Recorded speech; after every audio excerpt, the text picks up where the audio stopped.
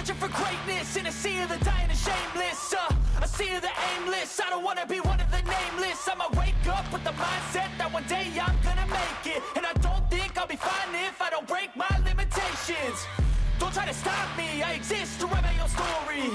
I'll make a decision if I want some peace or if I want the glory. Yeah, don't want a life that is complacent or possibly boring. I just want a life that is worth every day exploring. My whole life I just wanted someone who would notice me. My whole life I just wanted to be somebody to be. Yeah, I just wanna be great. Yeah, I just wanna be great. Yeah, I just wanna be great. Yeah, yeah, yeah, I just wanna be great. Yeah, I just wanna be great. Yeah, I just wanna be great. Yeah, yeah, yeah. All right, it is championship night. And in my opinion, the track that is perfect to crown a champion. Las Vegas Motor Speedway, virtual on iRacing. Here we go, ready to crown the 2023 Sim500 NC811.org Cup Series champion. And this mile-and-a-half track that's going to produce some pretty good racing here tonight. It's going to get hot, going to get slick. And these cars are going to be all over the place tonight with different strategies and so much more. But one person's going to be the champion. And safe to say, yeah, it's going to be his night to celebrate. But there's a couple battles out there we are going to be watching very, very closely here tonight in those top 10 in the points. I'm the captain, 99% back, which is a lot better than last week. Kevin England, of course, carrying the team like always here, well, beside me. He's 6 feet from me, just in case. But even though I've tested negative twice, you just never know in life. But we're ready to go here in Vegas for the 36th and final race of the season. And we have got some things to talk about tonight, all about Pedro Mojica. Of course, after that, there's a battle from second on down. Second to about the fourth or fifth position there, separated out by just nearly less than 20 points. And then you got a battle for sixth down to eighth. That is 5 points separating those three drivers. So a lot of different things happening. But right now, before we get into qualifying, I do want to bring in a special guest here. And that being the driver that we know as the faster pastor, Stoney Benfield. We're going to bring him up here because we want to talk to him a little bit. Stoney, of course, has been very inspirational in helping out getting our sponsor, of course, 811 here throughout the last couple of seasons. But, of course, some of us here say the nickname Faster Pastor.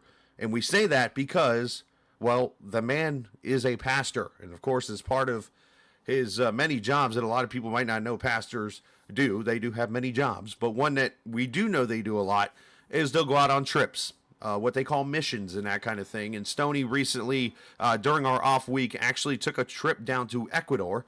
And Stoney joins us here. And, of course, before he gets out here on track, Stoney, man, obviously a trip that I'm sure is one that's going to be in the memory bank for a while. But talk about what you were able to do here on this recent trip down to South America.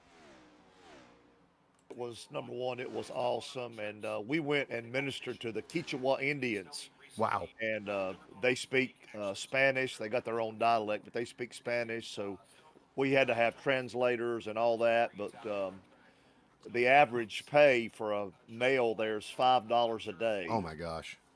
So we went and bought several $100s worth of food and took to these families, and we washed their feet and put boots on them and gave them free pair of shoes and prayed for them. And, of course, we shared Jesus with all of them. Right. And we did that Tuesday through Thursday. And then Friday, Saturday, and Sunday, we trained 50 pastors and 70 pastors' wives. And my wife helped train the women, and had 4 or 5 guys from the church that help train the guys, because there's absolutely no ministry education there at all. And so we believe that the way to reach people is train a pastor, and he starts a church, and they share the gospel, and I think about 13 people came to know Christ while we were there. That's awesome. Yeah, and so man, I'm telling you, when you get out of the country, America, we're so blessed. Well, we may be cursed, Chris, to be honest with you, but we have so much, and it's just refreshing to be around a group of people that are so hungry for God and for His Word and that type of stuff. Talk about the planning of a trip like that, because that's not like a, hey, we got a week away, let's start planning what we're going to do down in Ecuador. I mean, how long in advance did you have to plan this trip out? And like, when did the idea come to go down there, or is this a repeat trip that you guys do every year? Well, the planning, it takes probably a minimum of 6 to 8 months. Wow. And because, everybody pays for their trip, and it costs about $2,000 a person to go. And so then, but we also had to plan what we were going to teach and what we were going to do once we got there. And then we had a guy, we partnered with the church in Charlotte, Hickory Grove Baptist Church, and we're taking the pastors through a institute, and they actually graduate in 3 years. And so there's a lot of planning, a lot of preparation. Of course, passports and all that's the easiest thing that you do. And but we do go every year, and we're getting ready to build a church building over there. You can build a nice building, church building for $25,000. Mm-hmm. And so if anybody would want to help us, the donations are tax deductible, and it'll go straight to Ecuador to build a church building for those people. They're meeting under a shelter that's got just a tarp over it right now. And so it's a different world out there, Chris. It really is. I can only imagine the impact to somebody like you and the pastors and family and friends that are all going with you down there. Obviously, we go from our world and what we're living through here, and we go down to an area that sounds like is very third worldish, if you will. Obviously, not as nowhere near No the doubt. technology, nowhere near the living standards and all this different stuff.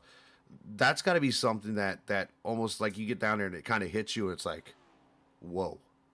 Yeah, it really does. And we caution the group, listen, you're going to be in a totally different culture, Right. and you come home and you almost feel guilty. You know what I mean? Right. But you can't do that. It's just the culture we live in. But just having a balance in what we do, helping people and all that is what we're trying to accomplish. So it's really good thing to go every year. It gets you back focused. You know what I mean? That no, absolutely, man. It kind of makes you thankful and humbles you for what you have in your life. I could sit here and complain about having this cold and sounding like the way I did last week, and it's like, man, somebody's got it worse down there where they are and stuff. So, Yeah. Well, they have no health care, no right. dental care, no vision care, and Me- so Meanwhile, I walk over to the urgent care last Wednesday. that's right. That's you know. right. So, That's right. but man, that is so cool to hear. Such a cool story. I know you got to get out here and qualify. So, what can we do? Is there any kind of website or something we can do? Sure. If people want to help, they can go to prospectbaptist.com, which is the church I pastor, and they can give online there. I mean, any donation there's no donations too small, Right. and so we'll attempt to raise $25,000 over the next 4 or 5 months here, and and they'll be tax deductible, and they'll get credit for it and all that. So they can do that online, prospectbaptist.com. And I want to tell everybody real quick, thank you for praying for Judah. Judah's doing wonderful. Awesome. He's in maintenance. So how can we not leave the country and go help people when God's been so good to us here? That's true. That is such a true story, my man. Prospectbaptist.com. I wrote down the website, so if anybody has any questions or want to check out the website or do whatever, please reach out to me or reach out to Stoney, or I'll get you to Stoney. One of the 3 or 4 will get it done. So, Stoney, good luck in qualifying tonight, my man. Thank you, Chris. Absolutely, buddy. Stoney Benfield, of course, the faster pastor, doing great things for this world, and very happy to have him join us here this evening. And not only that, he's helped us with that. Stoney, I'm gonna let you move to your channel. I forget what channel you were in. Yeah, put me in Voodoo. I can't do Voodoo. it. Thank you. Let's get him to Voodoo and let him go qualify, run 2 laps qualifying, and gonna bring Kevin in here. Of course, Kevin, you got to hear that, and I know obviously you get to go out there and do things each and every day, and that's those are the kind of stories that alarm, not, I shouldn't say alarm you, but more, I guess, wake you up, for a better way of putting it. Yeah, I've done a little of that work myself too in Africa. I've been out a couple of places, Mm-hmm. helped people learn beekeeping and subsistence. And again, they work on the same kind of pay scale. $5 $5. I a mean, day.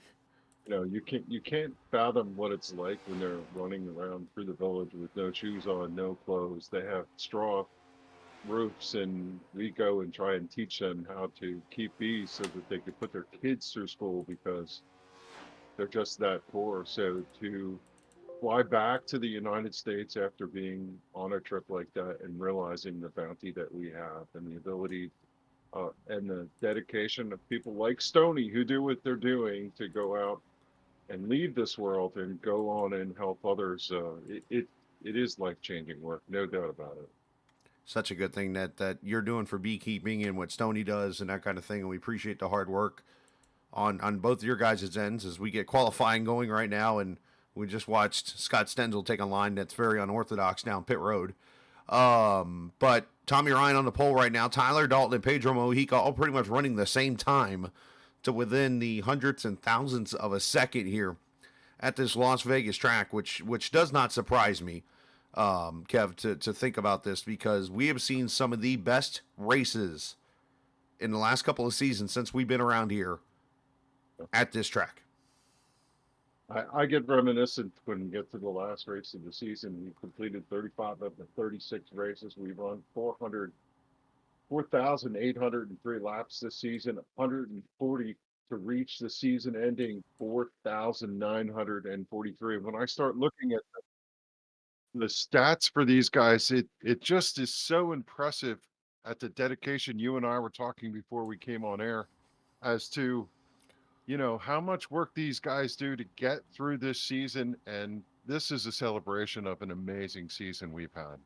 Yeah, it is such a great season we've had. And remember, we went into May, and it was like, man, it was kind of wide open because you had Pedro Mojica, you had Josh Parker, and you had David Comstock all matched up with wins. They all had 3-4 wins apiece. And then we got into the summertime, and you remember Pedro kind of mentioned it last week. He missed a race. And at that point, he went and said, you know what? It's time for me to go. And that's pretty much what he has done, is he took the ball and ran with it. And he's kind of separated himself from the pack. But again, that does not take away what we have coming up here in just a few minutes, because we got 140 laps of racing here tonight. And when I show you this point standings here in a second, Tommy Ryan, of course, did win the pole. And big shout out to 811. Notes below, call before you dig. And a big shout out to Stony there for helping getting these guys in our sponsorships and stuff for the season. And a big shout out to Ann and everyone at 811. Looking forward to 2024 with the team and doing this all again coming up here next season. But I want to bring up the point standings as we get ready to go. Okay, so Pedro's up by 30 over Tyler Dalton. That is pretty much done. We can all but officially crown Pedro Mojica as the champion. Let's look at second, third, and fourth here. Tyler Dalton's 30 back. Chad Coleman 32 back. Josh Parker 36 back. There's 6 points right there amongst three guys. David Comstock, he's kind of on his own little island out here, but one bad move, he could be down here with these three, and a bad run by those other three, and all of a sudden he's up there with those three. So I mean, he's kind of in a spot where he just needs to go out there and race his best here. But Joe Hudson, Nelson Rivera, Mike Kelly, all within 5 points of each other. So that's 6 positions at least that could potentially change here tonight. So strange to think about the leader of the point standings coming in so safe that really he just needs to start. Pretty much. And it's the rest of them all scrapping for what's left. That shows what a dominant season Pedro has had. And we'll talk about his stats this season. They are just out of control as to how good he was. Yeah, we're going to go through the stats. We talked a little bit before the race about it, but there are some outrageous stats that you're going to hear from us here tonight as we get ready to go racing here in Vegas. And once again, it's like my my grid wants to mess up. So, Kev, I'll let you take the starting lineup here. I'm going to see if I can fix this graphic real quick for everyone. Yep, Tommy Ryan on the pole with Tyler Dalton to the outside. Pedro Mojica is going to start his championship run here from the third starting spot. Fourth for David Comstock. It's Jose Gonzalez starting fifth on his outside. In row number 3 is Richard Beasley. Good to see Richard in with the Tide Ride. Yes, sir. EJ O'Rourke starts in 7th. 8th is the 9 of Bobby Wetzel. Robert Friery III starts 9th outside row 5's 10th starting spot tonight for the 38 of Chad Coleman. Nelson Rivera, Mike Kelly, they make up row number 6. 13th starting spot for Brian Macklin. Doy Woods in the 28. He's going to start 14th, 15th, and 16th are the Joey Jettina number 21 running the Morel colors here tonight with Jeff Ryan in the 3 starting to his outside. 17th tonight for Kevin DeBrown. Wesley Donaldson in the 91 is going to start 18th. 19th for Eric Arnold. Stoney Benfield, who we just talked to, starting 20th tonight. 21st, Brian Wertman. 22nd, 51 of Joe Hudson. It's Mike Montesi and Scott Stenzel making up row 12. And finishing out the field, Josh Parker, Kevin Stone, Doug Sigmund, and Gerald Livingston. Good to see Gerald back on track. Good to see John Mustian watching on the chat. And good to see all these cars out here ready to rock and roll. Now, before we take the green flag here, let's take a look at the race information tonight. 140 laps, which is a scoosh over 200 miles. 79 degrees, usual iRacing temps, but the number we will have on your right side over there is this track temp because it is going to get desert hot in Vegas before this thing is all over. Kelly Clarkson, Britney Spears, Wayne Newton, and Sim500. The 4 big shows in Vegas right now. All right, that just came off the top of my head. But either way, we crown a champion here tonight at Las Vegas. The final race of 2023 is green. You can run hard here for about 10 laps, then the grip becomes the name of the game after 10 laps. It takes a lot of concentration. You can run the low group down here, the top group. We're going to see how these drivers are going to carve their way through as Tyler Dalton loose out of turn number 2, wiggles it and saves it coming up out of the corner. Scuttling hard, trying to get that outside. He wants to pull down on the 99 of Tommy Ryan. And it's going to be a dogfight off of turn 4 to see who's going to lead lap 1. Yeah, Eddie go chasing that thing, like you said, across the line.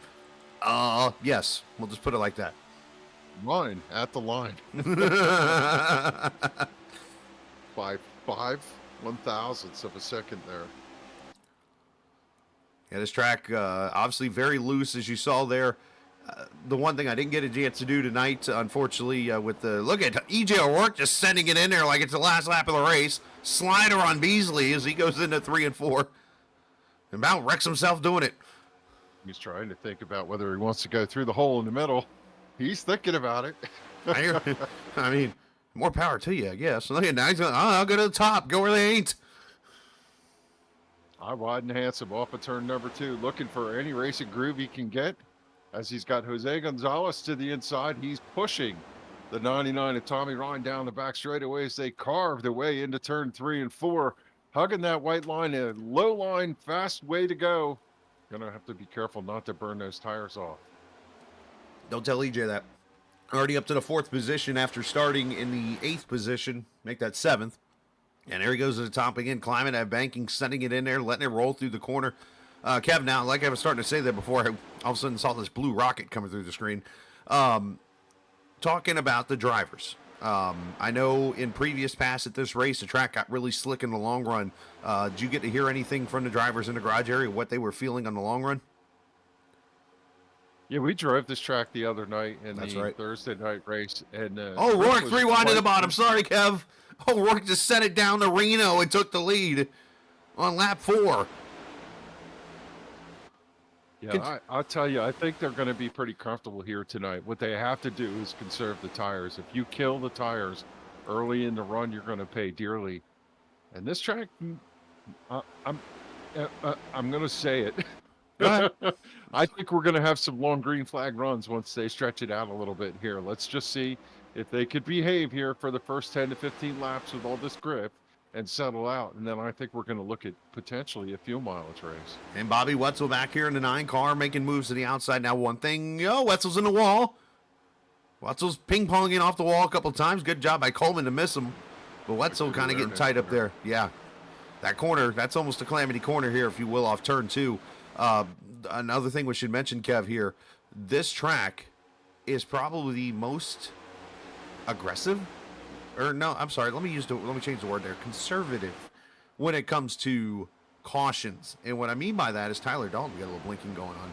This track is probably one of the tracks you could spin in a lot of different spots, and there will be no caution.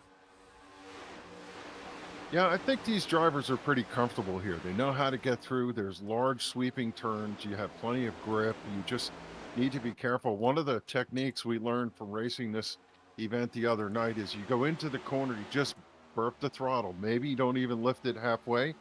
And then when you step back into the gas, the car will hook left because it drives off that left rear tire. Ooh. And you go down and carve the bottom. They're using every ounce of this racetrack and grip right now. Well, Beasley went for the tide slide there off of 2. O'Rourke kind of trying to aero block just a little bit. There's Beasley trying to get himself the lead. It's like the guys that haven't raced here really full time. They're like, we're going. What we got to lose here?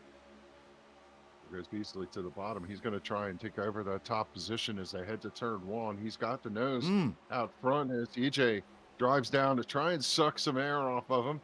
You don't really want to drive nose to tail through the corner here. Dirty air does affect the car, but Beasley, he's just going to give him a little wave as he goes by. And EJ peeking down low here in turn 3 says, no, I want to lead. I want to be out front. All right, so you talked about strategy here. 140 lap race. You can go about 65 laps, 60, 65, maybe 70 on a tank of fuel. Can we go ahead and circle the front 2 as they're not going one stop? That was the conversation with the drivers the other night when running the lead-in event.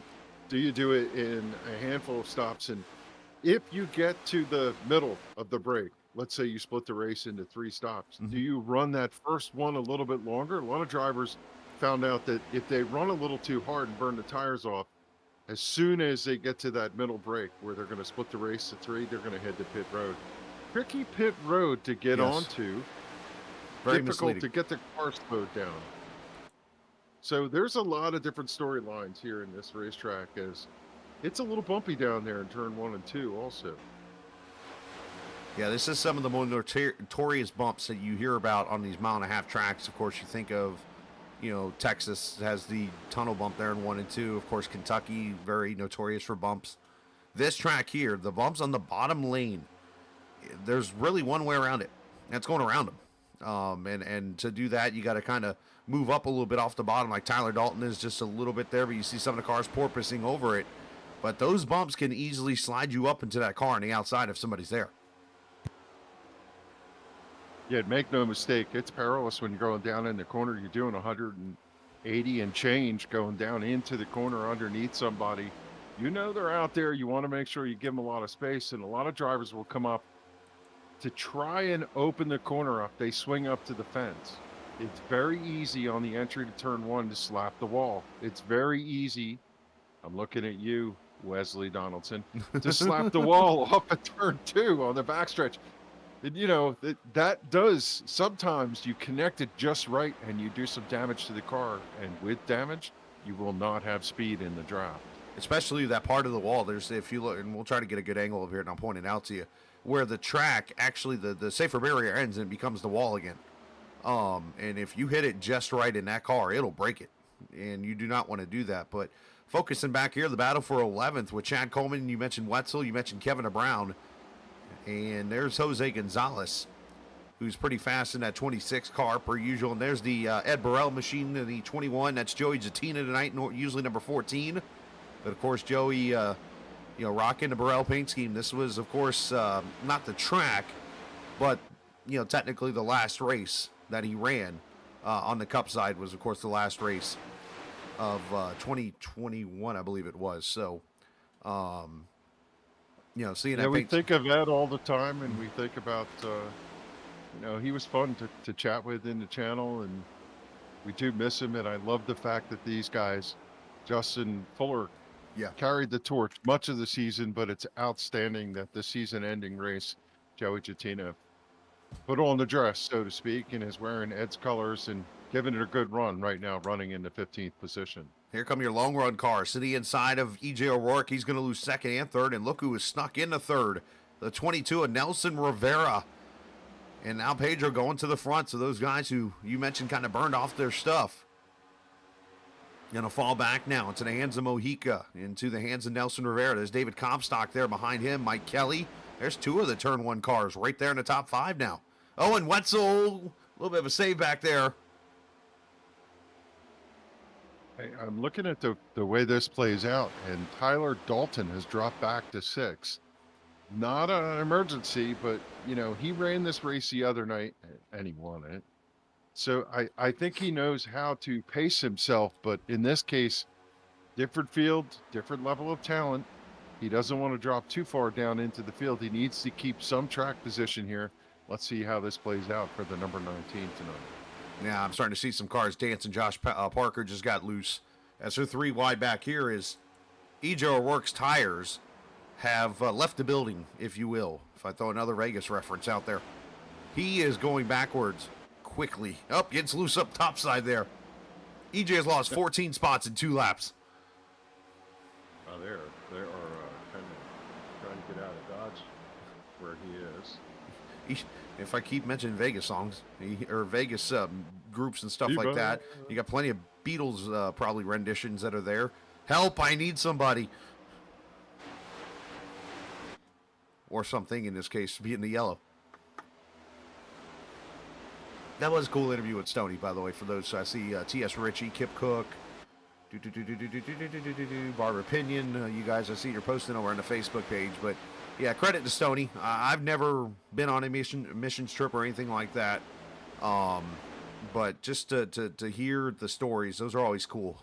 And to, it makes you think about those families that are there. And knowing that Ecuador, as I think about this, I'm trying to think geography in my head here real quick. I know it's in South America, but I believe it's more towards the middle part of the country, if I remember correctly. It might even be on the north end. It's kind of on the peninsula. Is it on the peninsula? Mexico. Yeah, so it's very freaking hot there, basically, is where I was going with this right now. And, of course, it's coming up to winter here. Remember, South America is the opposite. They're going into summer. So it's getting hot down there. And they're living under tarps. Yeah. Makes you kind of think about it. Yeah, we just can't imagine. It would be like trying to live in a bedroom or a closet with the type of home that they live in. I was going to say, Beasley, I think, just dropped a Tide Pod on the inside lane. Went and got it. Nice save on his part. How about Pedro? 21 laps. He's gone. Yes. Out front. Just came out. Started 11th. And is out front with Nelson Rivera, Mike Kelly, David Comstock, and Tyler Dalton. And so, I'll tell you, these guys, they are still fighting tooth and nail. We got side-by-side battles back there for 6th, 7th, for 8th, 9th, for 11th, 12th. Back here at 17th, Wesley Donaldson down underneath Robert Friery. And they're still all in close proximity to each other here. They didn't really spread out that much as here comes the 81 of Josh Parker coming through the field. He's running 16th. Macklin goes mowing the grass a little bit through turn 4, and he's still mowing. And he comes back out on the track. Must have got loose there off turn 4. Seeing a lot of people doing that now as we get 23 laps into this race. But I want to go back. You mentioned 2 names, Wesley Donaldson and Josh Parker, running 14th and 15th right there, respectively, the 81 and 91. You talked about some stats that we were going to go through, and you and I caught something right before we went on the air that blew our minds. This is the 36th race of the season tonight.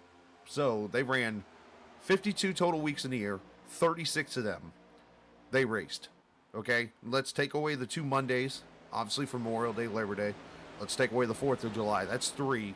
So that's 39 out of 52 weeks, not to mention they have the Clash and stuff that they do at the beginning of the season. So that's 40, that's 37 out of 40 weeks. Where I'm going with this is that these 2 ran every race this season. That says something because, again, this is a simulator. This is the second way of life behind our actual lives. This is fun. And these 2 went out there and ran every single race this season. Yeah, pretty amazing. And for Chad Coleman and Josh Parker, they're sitting 3rd and 4th in points. And, we know that we've chronicled Josh Parker starting out back every week. And, yeah, that's a pretty impressive season. I've had this idea, and I will throw it out to any league that happens to check out this stream. An idea is if you got a playoff system like Sim500 does, consider starts in a race for some kind of bonus. And I say that because even if you do a half a point, for an example, or even do a full point, those are bonus points where if those guys run a certain distance each week, I mean, at least gives them an award for showing up all 36 weeks. Just a thought. Yeah, I like that idea. It's hard to see. Nelson Rivera slipped back just a little bit. He had a good charge in the beginning. Underneath him goes Kevin DeBrown. Tyler Dalton cleared him a lap ago. And here comes David Comstock running where we saw him a lot earlier this season, Chris, running in the top 3 on the long run. Yeah, Comstock looking good in that monster car. But the one thing I'm catching now is these cars are dancing off the corner, which tells me, obviously, with a lot of center speed, probably a lot of wheel with the tight center, making these cars get kind of jukey here off these corners, which is sketch at best. There's a certain tactic for that. You drive the car in, you let off, you let the car sit, and then you pick up the throttle quite heavy. It makes the car rotate around on the right side, and the car will be a little bit loose, but it evens out the tire wear. The opposite of that is if you try to baby it through the corner, you're going to make the right front do all the work. And I can guarantee you that some of these drivers tonight will get tire warnings saying that their right front is down and they need to take care of their stuff and go to pit road. And I think that's where you see the difference in these guys is you get a lot of these guys know how to put that car in the right rear and save that right front, where others are, you know, like myself, I'm all right front. I don't know how to drive a car in the right rear. I've tried, but it takes practice. As you see Tyler Dalton come to third now, or at least inside of Comstock now. So Tyler looking to put that stamp on that second place points finish, which would be a career best for him. He and Comstock racing pretty hard here. Oh, wait, good to see Kevin DeBrown back here. Of course, Kevin, oh my, David. It's a monster of a slam, if you will.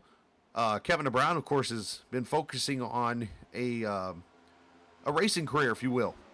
And not exactly racing, but pit crew and stuff like that. So he is recently, I believe, relocated, and that's where he's been gone for the last few races. But Kevin tonight now in the offseason a little bit, looking to show up, and Mr. Excitement, if you will, in that 93 car up to the 4th position. I think Tyler Dalton looked up in the rearview mirror, saw who was behind him. You know Kevin DeBrown's an early hard charger. Let him go, and then looked up and saw the 81 and said, well, I don't know if I want to see the 81 drive by given the point thing, but I could tuck right in here behind him and follow him through. Well, the one factor here, Kev, this is a progressive banking track. The longer the tires wear, the harder it becomes at the bottom of the pass. And that's where Tyler was trying to make those passes there. And that's where it sets up that middle groove and almost that high groove where you see Coleman running right now. Kind of becomes almost a way to get around and to make passes. And that's where you saw Tyler lose that momentum off of turn 2 there as Dory Woods heads for the almost for the infield there. As we're 33 laps complete. Let's actually step away for a quick second because we're going to have pit stops here in about 30 laps. As you're watching the NC811.org Cup Series, Sim500 here on the Captain Esports Network. This tree is going to look great here. Did you call 811 to protect your underground utilities?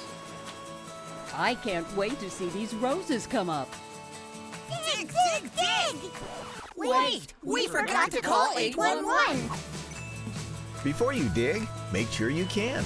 Call 811 to know what's below. It's up to all of us to protect the ones we love. All right, back we are at Vegas, Sin City, USA, as we crown ourselves a champion here tonight for Sim500's NC811.org Cup Series. As we're just over 100 laps to go, it is, well, the champion, if you will. Pedro Mojica, I mean, it is official. He is the champion, but he's got 1.6 seconds over a maybe surprising Mike Kelly.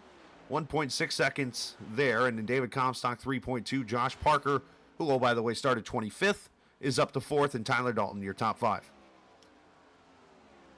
In the practice race the other night, Mike showed a lot of speed and consistent speed over the long run, and I think tactically, these guys do not want to see Pedro drive away. So they're going to try and do what they can to emerge out front and stay with him. And, while we're talking about Pedro, let's just recap a little bit of the season for him. Mhm. He's leading the points, obviously. And, well, he's the champion. We can pretty much say that right now. If we think about the laps led, 1,242 on the season. You and I were talking before we came on air. That is almost 1/4 of all the laps of the entire season. His closest competitor to that is 406 laps led by Tyler Dalton. Top fives, 25, double almost over what Josh Parker had at 14. Top tens, 28.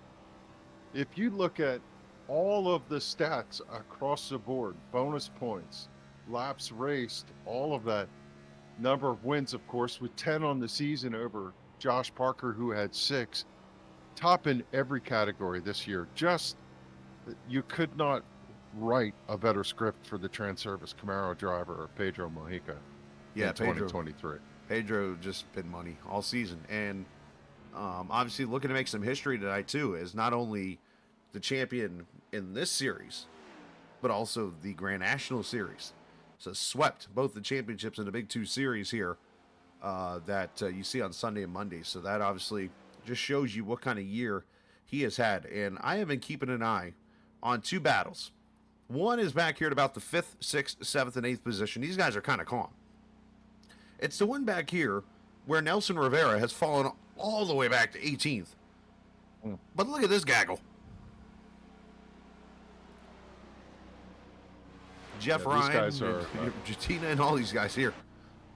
The funny thing about it is, and I will say this knowing that this isn't over yet. We're only at lap 40. They can run to 60 and maybe 70. And those final laps, you can sometimes find drivers who drop like a total stone.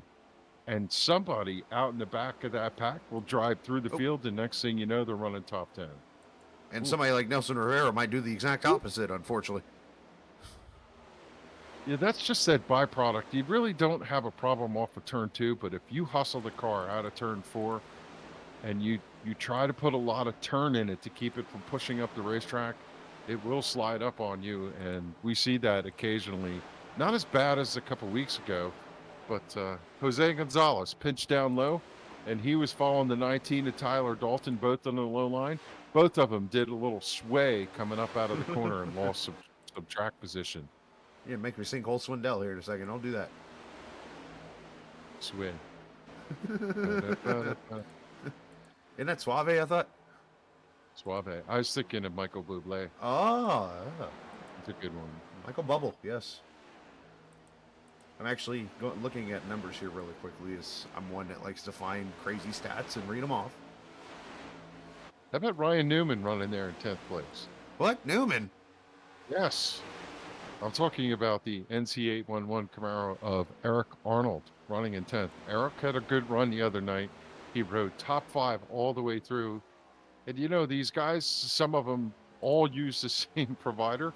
Tyler Dalton was talking about this the other night. Everybody who had, I don't remember which network it was, dropped out across the service. Oh, no. Lost like 3 drivers all in one shot.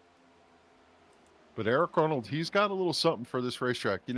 I look at this racetrack, I look at Kansas, and I look at Chicago. 3 different racetracks, 3 different banking shape or whatever, but yet they all race very close to each other. And if you're good at one, you're probably good at all. And Eric Arnold knows how to get around this place. Now, let me pre-reference this by saying there is no such thing as an easy racetrack. And that also counts super speedways.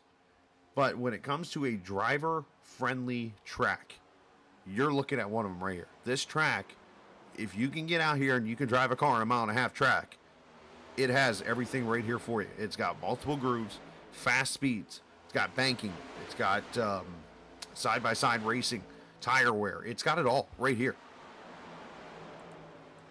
Leslie Donaldson trying to make a move over in 3 and 4, drives underneath the 26 for that 7th position. Good run for Jose to cover that. He's going to drive back in behind the 38, and unfortunately that slowed Wesley, and here comes the 31 down underneath. So Eric Arnold takes over that 9th position. I am literally 4 clicks away from breaking some news to you that I have just realized that history is being made here tonight. And just going to confirm it here real quick as I do the research. I'm looking at comers and goers. Yep. Pedro started 3rd, held on. From 25th came Josh Parker running 3rd. David Comstock started 4th, still running 4th. But then you look at Tommy Ryan, back to 11th, started on the pole. Just catching it, pit stops. Bobby Wetzel, Nelson Rivera, 2 of the guys that have kind of burned their stuff up, if you will, on pit road now.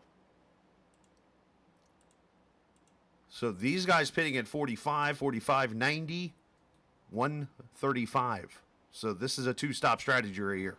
Ooh, Wetzel overshooting his pit stall a little bit. And I'm going to tell you this right now. Again, history has pointed this to me, at least this season. 2 stops have usually not been the way to go. Unless you get a caution. So I've just went through all the research here, and I've went through every season standings of the 6 years now of Sim500. At least at the points are showing online on the SimRacer Hub website, which probably does a fantastic job. So we go all the way back to 2017, 6 years ago. Pedro Mojica is about to become the first champion in the same season of the Cup and Grand National Series. That's no pretty one's amazing. No one's done it. Pretty amazing. I thought about that earlier at work, and it just kind of slipped my mind. And we're going to send one of our listeners to spelling class, apparently. Can't spell my name. As Mike Kelly to pit road. So this is another turn 1 car. Of course, their 3rd car is Scott Simley, who usually does the exact opposite of everyone. I think a 2-step strategy is going to work here tonight. And I think earlier 2-stop strategy is actually a good play because fresh tires are going to be so much faster. And if you can balance them across the runs, you are going to take advantage of that. And drivers that stay out, even 1-2 laps difference, they're going to take a beating on this. So we'll see how this plays out for Mike Kelly. He'll be our good guinea pig on this as the 91 of Wesley Donaldson comes to pit road. So Kev's on the 2-stopper. I'm on the 1-stopper is what we're getting out of this. So we'll see which one proceeds. Barbara mentioned here, Ecuador is on the western coast below Colombia. The equator runs through the northern part. It was chilly most of the time, of course, when they were there. Remember, they were going from spring into summer at that point. Obviously, still a cool story. And I got to think, you see, western end, if I believe, correct me if I'm wrong there, Barbara, but that is more of a mountainous area, correct? Region-wise. As Coleman, Doy Wood, Scott Stengel, Jeff Ryan all on pit road with Robert Friery.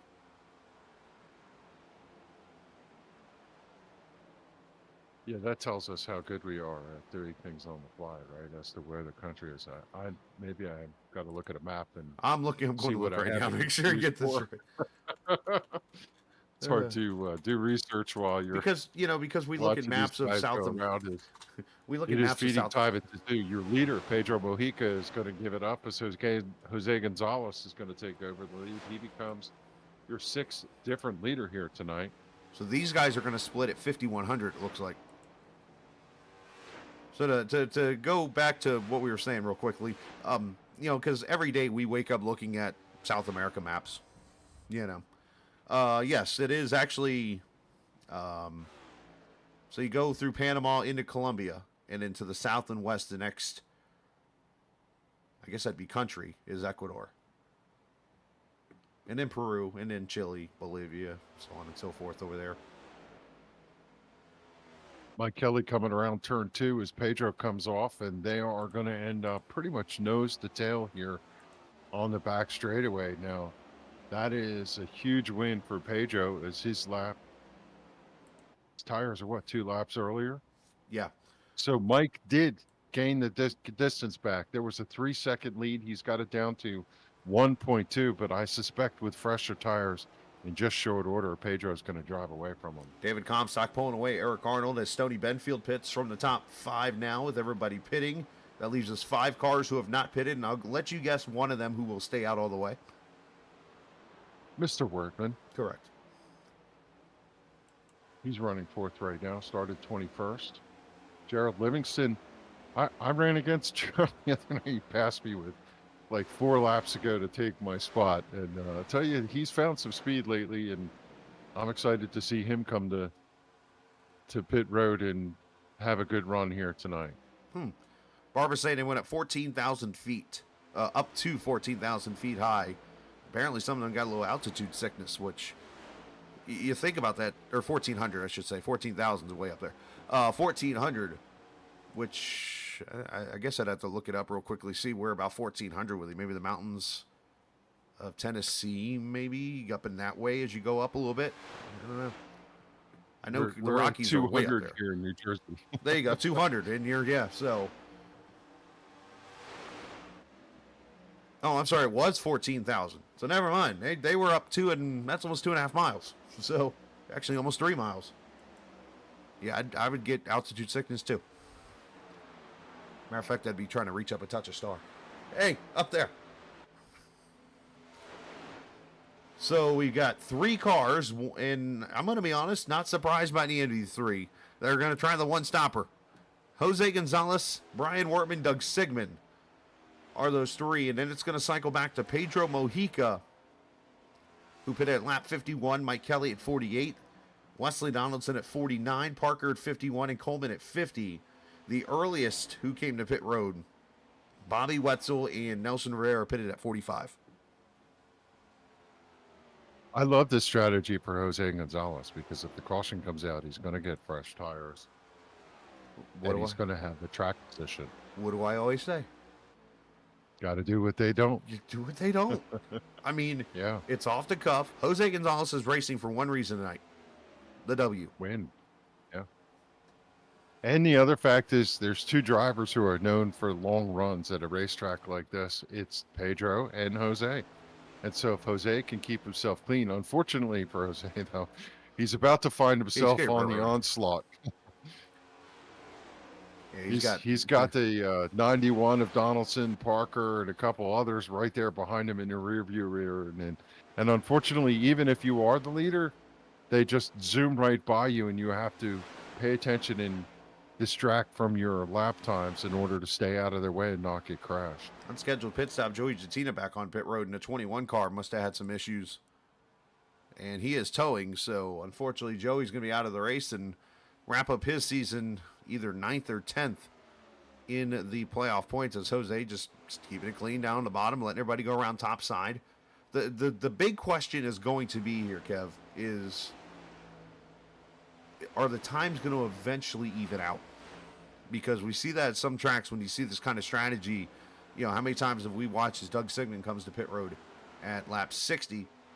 How many times have we watched a race and you see a car come down and pit that second time, they go chasing the leader, and they knock off 3/4 of the time or half the time to catch him, but then all of a sudden it evens out because they've worn their tires back out to where the leader is. Yeah, all things are plausible. And the other interesting aspect is now we have racetrack covered in race cars, meaning conveyor belt. And some drivers are running by themselves in clean air, and others are tandem with someone else. And I look at the 58, he has the 2 right with him. Tommy Ryan had to get out of the gas there a little bit as Arnold was going to take a 3 wide. The problem is there was Gonzalez on the bottom, so they had to kind of be patient there, work their way through it. As Sigmund leaves pit road, you see him to the inside there. Yeah, coming back to the Ryan Newman comment, Eric Arnold is extremely hard to pass. He will not give you quarter, and he charges every lap. So when you get to him, you know, sometimes there's that, hey, thanks, let me by. I show a nose. Not with Eric. He's going to race you every inch of the racetrack all the way through. Brad Doherty, the old famous quote about Ryan Newman, said he's tougher to pass than a kidney stone. And That's a every good one. league has somebody like that. Ryan Wortman to pit road at lap 63. I was watching Brian know what's below, as he was calling before he dug. He was running the fence, a la fence, all the way around turn 1 and 2. Cars were going underneath him, but he was inches off, and that takes a lot of discipline to do that as right side tires go on the number 74. So this is where I point out this kind of alarms me a little bit that Wortman's on pit road right now. Because out of all the drivers in this league, who saves the tires probably the best? Yeah. Ryan Wortman. And he's pitting at 63, and we expect Gonzalez to go another 7 laps.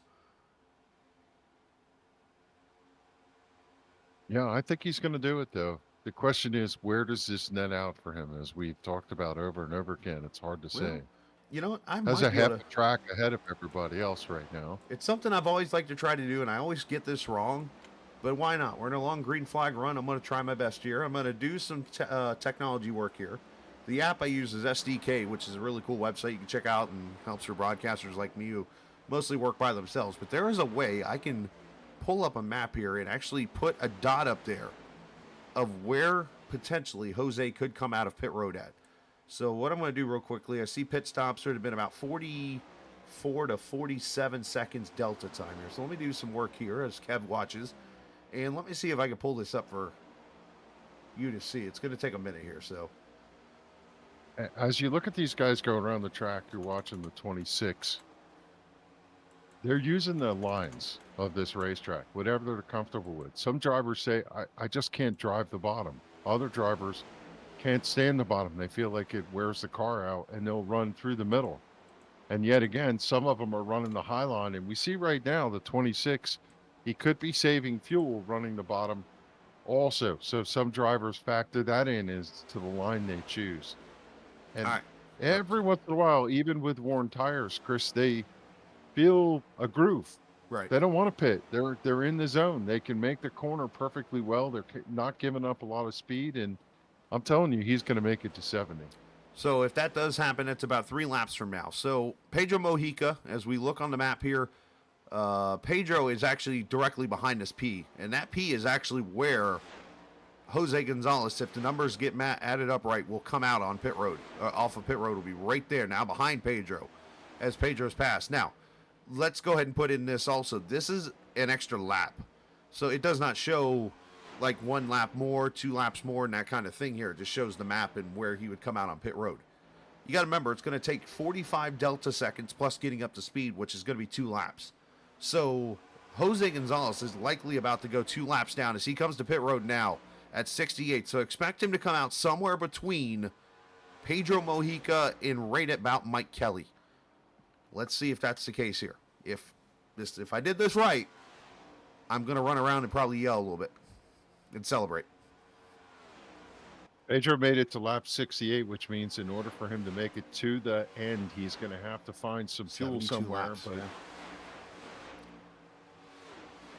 Keeping an eye on the 19 of Tyler Dalton, who's trying to lock in that second place position. He's underneath the 99 of Tommy Ryan. As they're in a little scrap right there. The 19 trying to get past the 99 of Ryan as they roll through 3 and 4. And right in front of him is the 13 and the 31. Eric Arnold's driven through here to come up to what I think is the 8th position at the line, 7th. So Arnold marching forward as Tyler Dalton trying to stay with him on that bottom line. Pretty accurate, my man. Jose Gonzalez pulls out right behind Mike Kelly by about a second or so. So it was pretty close to accurate, but Jose did have a slower stop there, 16 seconds. So Jose is now officially 2 laps down, or 1 lap down in the 24th position. So I did miss it by 1 lap. But Jose 1 lap down after all that takes place. So in the end, now he's got the fresher tires to work with and can get himself back up there with Pedro and get back on the lead lap. That's the main thing he needs to do right now is get back to the lead lap. So that if a yellow does come out, actually, you know what? Right now, he is the first car lap down also. So he does have the lucky dog to work with.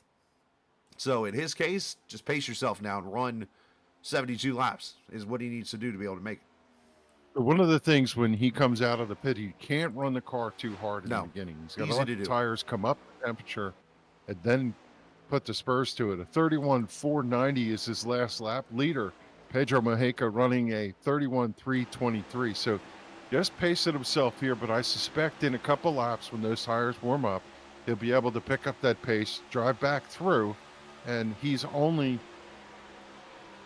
the leader's at the line now, and Pedro is coming out of turn 4, so he's not that far back if he can pick up the speed here, get himself back to the lead lap. But somewhere along the line, he needs to find 2 laps of fuel, Chris. Which would be ideal. And that's where I think he's going to pace himself. But again, I think the one benefit he has right now is he is the lucky dog if the caution comes out. So he can, to a point, he does want to get up there and pass Pedro, but he doesn't have to rush in case he doesn't get to him. Oh, and right on cue, caution's going to come out. Caution is out, and it is for Doy Woods. Wow. I don't have any paper to crumble. Just two cars fighting off the corner, and Doy got loose out of it, and he and Joe Hudson came together and could not get off of each other. And we are going to caution for the first time here tonight at Las Vegas. So 2 Alabamas, 1 car, 1 driver get together. No, I'm not bitter. I can only imagine what that sounds like in the channel with Joe. That's good. Ooh, Joe got rather loose. Automated. Joe got loose. Looks like both of them got loose and just tangled up. Yeah. And Doy, I was watching fight loose off turn 4. And of course, Doy did win himself a race earlier this season, if I remember correctly. So he'll have that to hold on his mantra as the leaders will come to pit road. And this is going to put them right at the window to go the rest of the way on fuel. Yeah, 66 to go. You can go 68 as we just saw with Jose. So, and I think you can go a little further if you stretch it. I'm not sure how a green-white checker plays into this, but, well, the drive-around car is the 26. So Jose Gonzalez going to lose all that track position, but he lives to fight again. He's going to be in the back of the pack, unfortunately. Mojica wins the race off pit road. Mike Kelly second. EJ O'Rourke comes out third, and that is a 2-tire stop for the 41. Wesley That's Donaldson comes out fourth. No kidding. So, while we're under caution here, it would be great to take a moment to pull in a very special individual. And unfortunately, he's not going to run 140 laps here tonight. But yes. Mr. Jatina, how are you doing, my man? Yeah, I wish they'd have got the caution earlier. I was 3 laps down, sped down the pits, and I didn't think we'd get another caution tonight or get a caution, so I just parked it and figured I'd come talk to you guys. Why not? As we wrap up what in the end turns into, we did 28 Grand National and then the 36 here tonight. That's what, 54, something like that, races this season, all with 811 as our sponsorship, and been a fun season.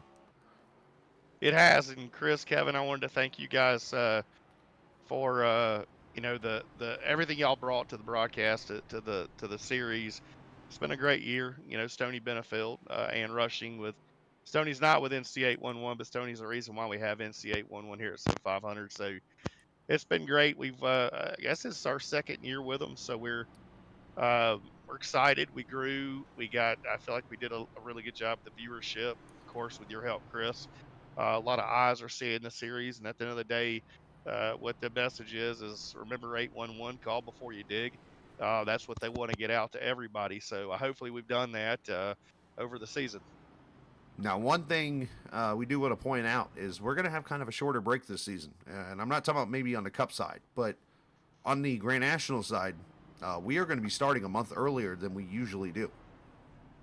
Yeah, we're going to kick things off in January. We'll shut the league down for a few weeks for the holidays, and we'll come back. I believe it's January 7th, maybe. We'll fire up Daytona, but also the Trans Service Logistics Truck Series is going to get started about the same time. That series will end in July, and the Xfinity Series on Sunday, the NC811. We're just going to call it Xfinity Series, Chris. Okay, that works too. That's what everybody knows these days now. Busch Series. We're going to end that series a couple of weeks ahead of the NFL season. And of course, we've got our NC811 Cup Series. We're excited about that. Registration is open. We have very few spots available.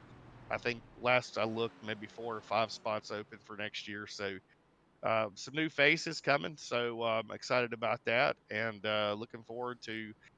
It'll be my 21st year of sim racing. That's Wow. sad to say. 21 years of doing this. And then for the league, Sim 500 was the mecca back in the NASCAR '03 days. It's what the Coke Series is today. A lot of those Coke drivers, the Falas and so forth. Kevin, you're very familiar with what the body of work was Yes, sir. created way back when, and the vision that they had at Civ 500. I'm just happy and proud. I was an admin back there in those days with Midnight Thunder, so it's a long time. But to be able to bring Sim 500 back to iRacing, and honestly, it's a lot of the same guys that raced together way back when. So we're really happy with the way things are. This whole thing is about friendship and trying to be competitive and keep your friendship going. But this is a tough league, man. I can't even keep up anymore. These guys are so good. I was going to say the track tonight looked kind of tough, especially in the long run. As these tires wear out, seems like it gets very free on the exit of the corners. Well, if you have a heavy foot like I do, I can't feel these things. I always say a real race car driver can't drive a simulator because if you can't drive it with your rear end, it's like being a paraplegic out there. But I was at 14% on my right front tire a while ago. It's just one of them deals, man. I just cannot feel these things, and I never have, and that's why I got behind the scenes and do more of the league stuff. I enjoy creating and giving guys a great place to race, and then obviously, that our sponsors think we do a good job. They want to come and support us. So, again, I know you guys want to get back when everybody wants to get back to the racing action, but I want to thank Ann Rushing at NC811. We're excited again next year, 2024. I believe we're going to be bringing in Virginia 811, South Carolina 811 to go Nice. along with NC 811. So it's awesome. I run down the road and see Alabama 811. I'm like, hey, man, what are you doing? But anyways, we're excited about it. We're looking forward to it and glad to have you guys back next year. But other than that, let's crown a champion and let's take some time off. Sounds good. And let's add Indiana and New Jersey. Yes, sir. Just a thought. But anyways, yeah, man, Joey, appreciate your time, bud. Go relax and let's go watch this fun race here. Yep, call us home, guys. Thank y'all so Yes. much. And again, call before you dig, 811. Good night. There you go. Wait a minute. He bailed out. I was going to say, I don't think people appreciate and understand how much work, how much drama, how much coordination and other things that Joey puts in. And he left, but I wanted to say thank you to him and appreciate this opportunity and appreciate everything that they do. Like he said, all those more than a decade of commitment and service to these guys.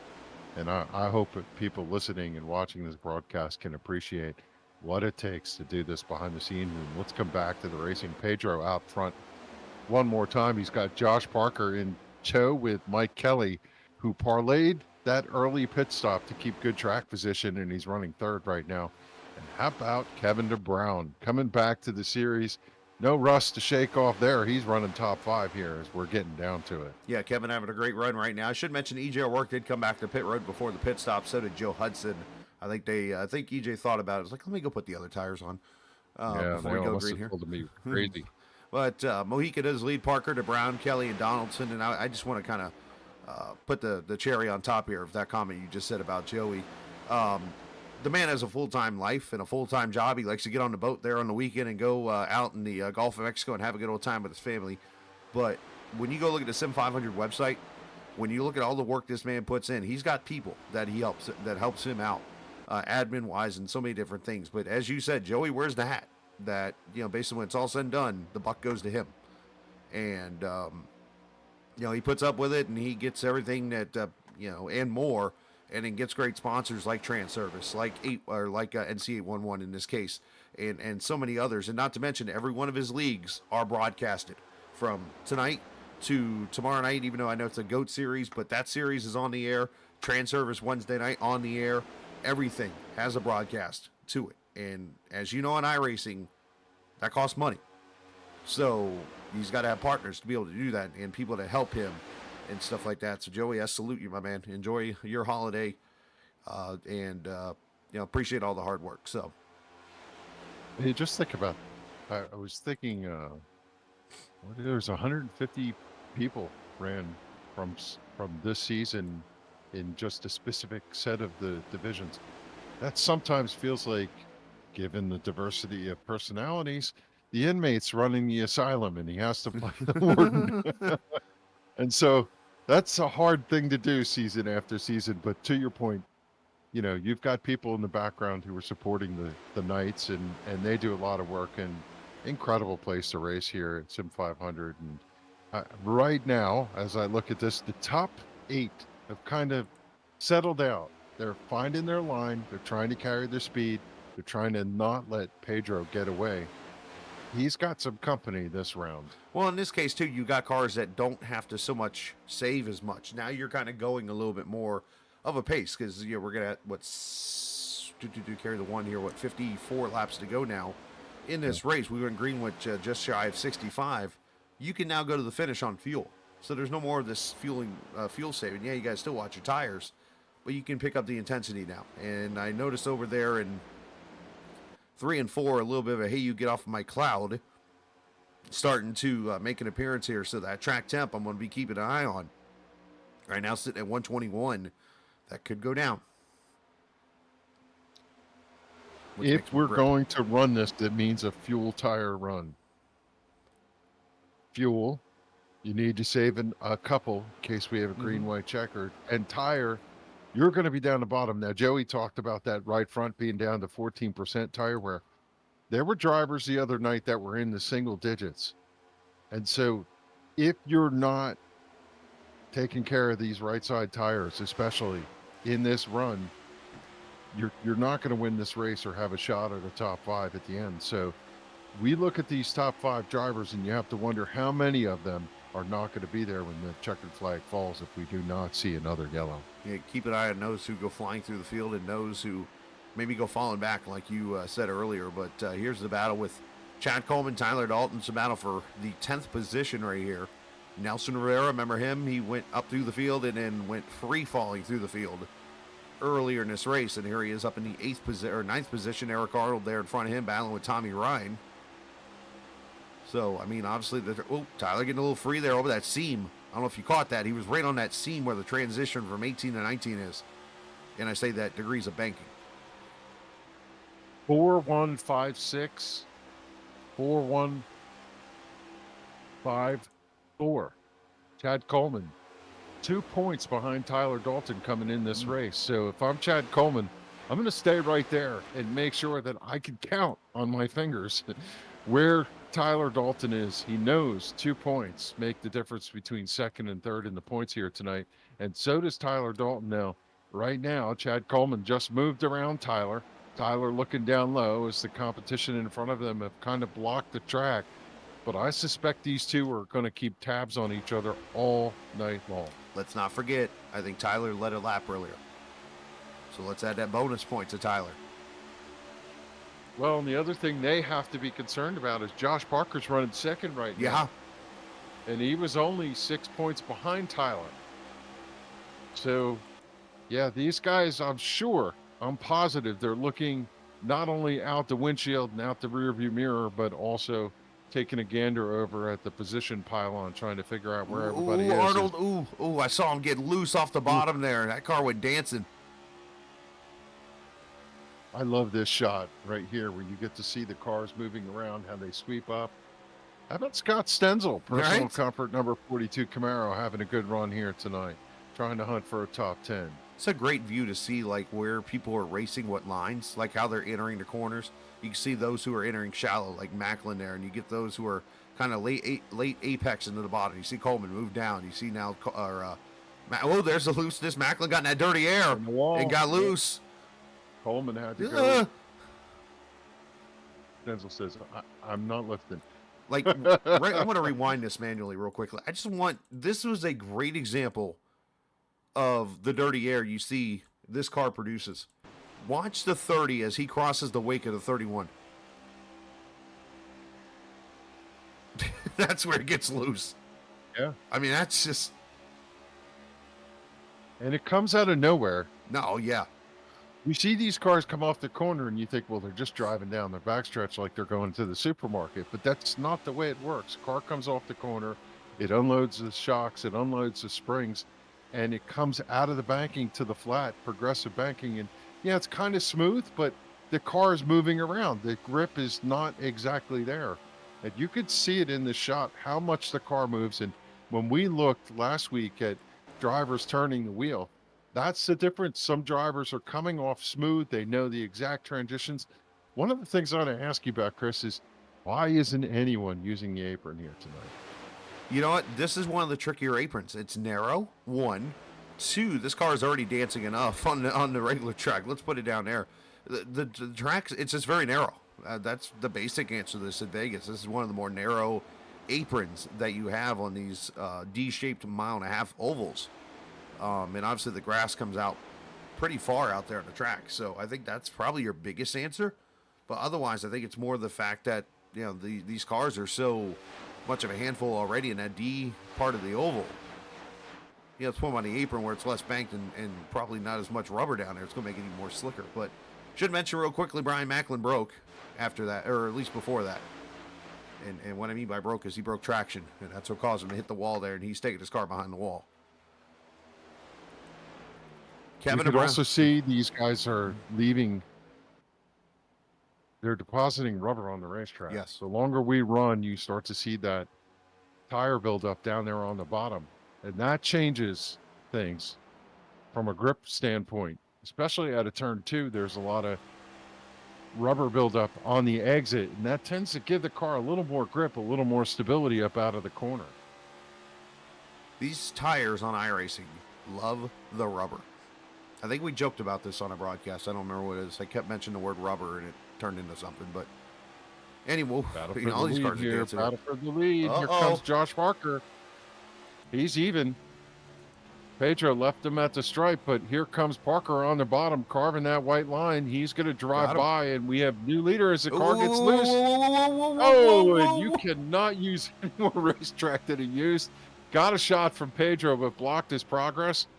P1 for Josh Parker here in turn 3. Remember last week he told us, got one thing left on his mind, win the season finale. Mike Kelly has moved up to second. He wants more. Kevin Brown's joined this battle. Wesley Donald. Is Atomic Burrito watching tonight, by the way? Is he spotting? He's like the one interview I've been wanting to do all season. I've not had a chance to do. The spotter for Wesley Donaldson, all 36 races, or most. Yeah, Pedro now slipping back to fourth as he's under attack. Kevin DeBrown out to the outside of him, going to slot in that third position. And here comes Wesley Donaldson. I don't see any right side damage or any problems with that 58. And I'm wondering if he had a moment of clarity after seeing all that, thinking to himself, I'm going to run 70 laps here almost. And I know that in 20 laps, I'm going to go drive back around these guys. Let them go. It could be that, but you know what? We've heard Pedro say this recently, too, and he's done this a few times, where he's caught himself and said, you know what? I went out there and burned my tires up. So you wonder if he maybe did that a little bit, maybe drove it just a little too much. Yeah, and we're starting to see an interesting dynamic as this run plays out here. We got 6-car breakaway out front, running nose to tail, and right behind them is probably a 20, 30-car gap back to the 13. Or no, I'm sorry, that's the 99, both black cars. And you got Eric Arnold, Chad Coleman, the 22 of Nelson Rivera, and Tyler Dalton. About 8 laps ago, Tyler Dalton was 2 positions out in front of Chad Coleman, and Chad Coleman's reeled them in and driven back around the 19 of Tyler Dalton. And you got to wonder what kind of pace these guys are running if they're, you know, it's a matter of that front pack. Is it getting slower now and the second pack getting faster? I'm definitely seeing the second pack getting faster, it looks like, as we go here. But we're 102 laps in. We've been green for about 25 laps or so. So the tires are really starting to come into play now as they start to wear. You know, track temps at 123, so it's actually gone up a little bit. So this track is staying very slick. You know, and you know what? Let's throw another shout out. Hadn't said his name all night. Let's go back here to the. He's in the 15th position, but it looks like he's second. And I'm talking about Mike Montesi back there in that 6 car. Yeah. Yeah, Mike's having a quiet run, but a good run, hanging in this top group. If he takes care of his stuff, he can pick up 8 positions right out there in the front windshield. And Beasley coming back. We haven't seen him for a while. He's there, but how about Jeff Rind hanging right there?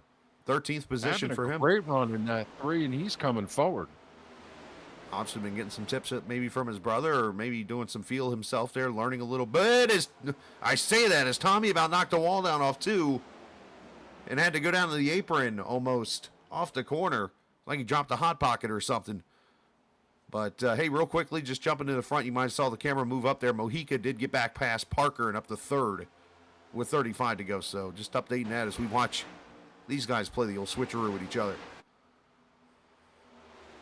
Yeah, don't count him out. He's been coming all season long, race after race, picking up the speed, and that is the WBD diecast Camaro of Wesley Donaldson. Here's Kevin. Yeah. Donaldson running 5th right now has found a little something in the second half of this season, and as we bring it to a close, he's been top 5 speed every event. He could clean up some of the stuff he's got going on. There's a wall out there, Wesley. He's gonna have his moment. I'm telling you, that 91 has picked up a lot of speed this season. Kevin Brown has gone to the lead. You mentioned Wesley back there to 5th. Mojica now trying to go to 2nd. Kelly shuts the door on him. Who is that now? That's EJ? Yeah, it's EJ. I'm assuming he has flattened a tire. Oh, the pit road goes to 31. I don't know if that was planned, but he carved off the corner carrying a massive amount of speed. He's got it slowed up. That was really unusual the way he went off. It's almost like nobody knew he was going. He was running in the groove back there. And he just hooked it left and went down. Maybe he decided last minute, you know what, give me some tires. Let me see if I can go get it. 4 tires and fuel, pulls away, so he was at speed. 32 to go. That means he split the distance. Now the question is, will this work out for him? It's going to be tough. I think he's going to be a lap down, yeah? No, he's already been lapped. So he's got to make up. 45-second distance on pit roads. Put it like that, 45 seconds. And if he's already a couple seconds back, he's looking at a good lap in 2/3 that he's going to have to make up in 30 laps. A for effort for trying, but probably not happening. One thing that is the loneliest guy out there is the 9. Can we show the 9 of Bobby Wetzel? He's just kind of cruising along all by himself, running 15th. There's nobody around him in front. There's nobody around in back. He just looks like he's doing a Bill Elliott car commercial in his Dodge. The Goodyear commercials he did earlier this year. Hey, let's speaking of commercials, let's get this covered real quickly. 811, of course, Cup Series from Vegas. You're watching Sim500 on the Captain Esports Network. When do you plan on putting in that new fence we've been talking about since last summer? I guess I could start tomorrow.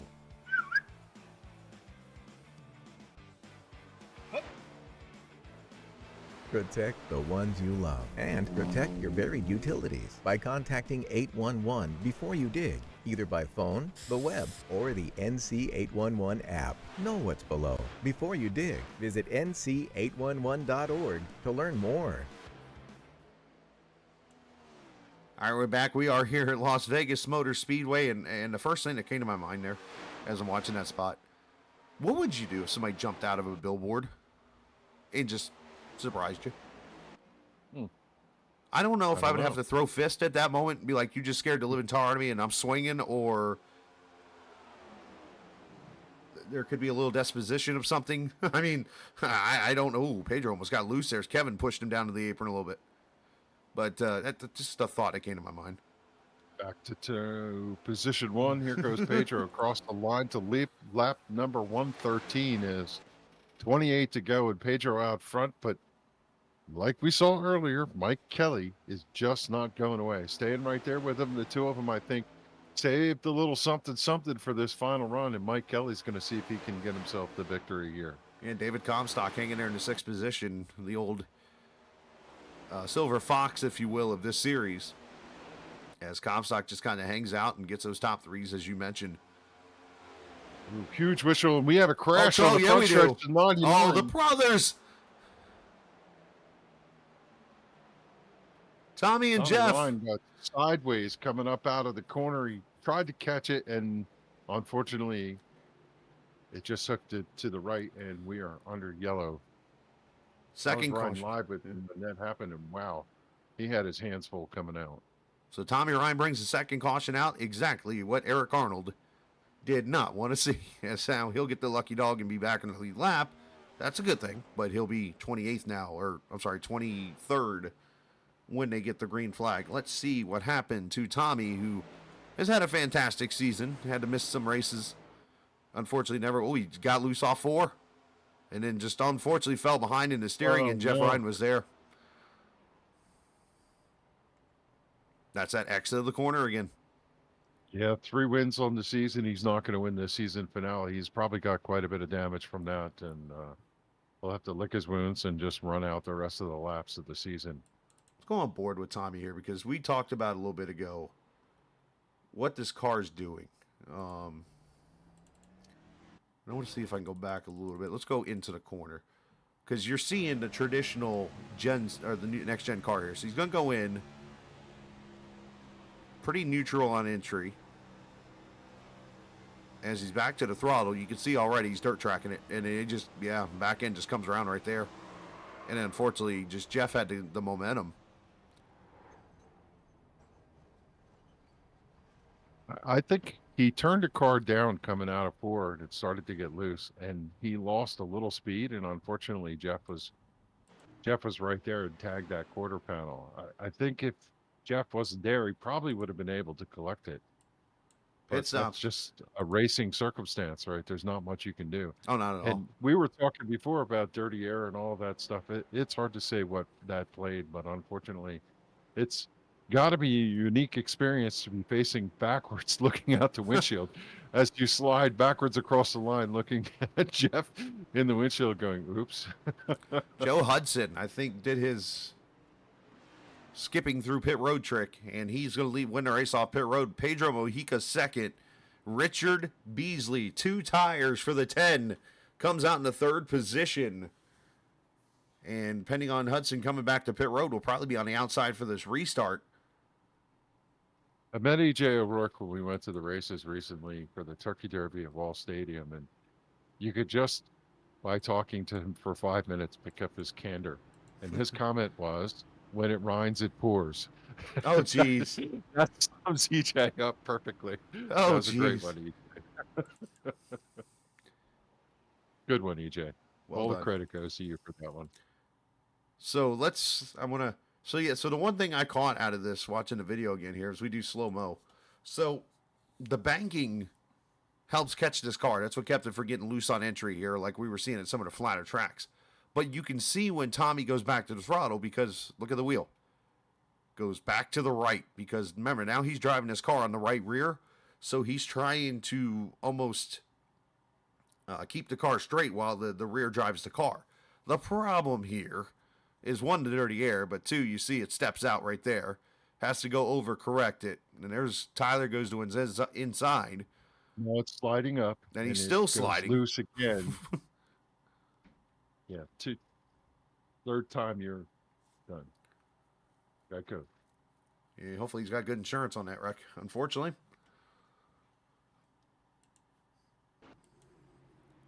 I want to know if Jeff gave him the finger. Oh, nice. Probably.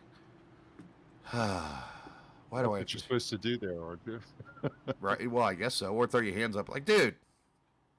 So Joe Hudson leads this race, and He's gonna fit, no? I guess for unbiased purposes, I have to show the paint scheme, as he will come to pit road. Roll Tide. No I comment. like the color. I like No the color of the comment. car. Come on now. Can't we just get along? Oh, we're getting along. I'm just not commenting. Mama said if I got nothing nice to say, don't say it at all. Okay. Mr. Wertman going to get a lap back?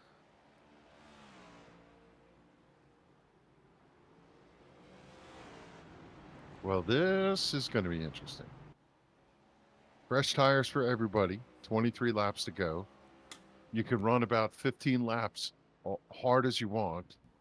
And then the tires start to give up. So that whole, we're going to run the full run all the way to the end, save a little something, out the window. Now, it's a 30-lap feature event, basically. I still think there's slight room to save. But I think It's you have to do it where you do not lose positions. Right. Yeah, no kidding. Right? I think you have to do it, though, to where you don't lose track position here. The good news is the way this car is run, I've learned more and more. It's very, I don't want to say it's hard to spin the tires, but you're able to control the car a lot better with wheel spin. So I say that Beasley should be okay. However, not like the late model when you step on the gas and the car darts to the right. Or pretty much any car in iRacing. Please note that, by the way. Well, this is going to be fun. Is this the last restart of the year? That's the question. I'm going to say Pace yes. Car about to make the hard left-hand turn. This is a hard left-hand turn at this racetrack. As leaves the field in the hand of Pedro. He's in the Geico restart gun, and as soon as he gets there, he's hammered down, and Mike Kelly's going to chase him through, and it looks like he's going to come out with second as they head to turn one. Beasley did not go, and he's going to get shuffled to the top side here as they go into turn one, and I'm so confident that we are going to get to the finish on green here. I'm going to turn it up one last time to the fans. How's that?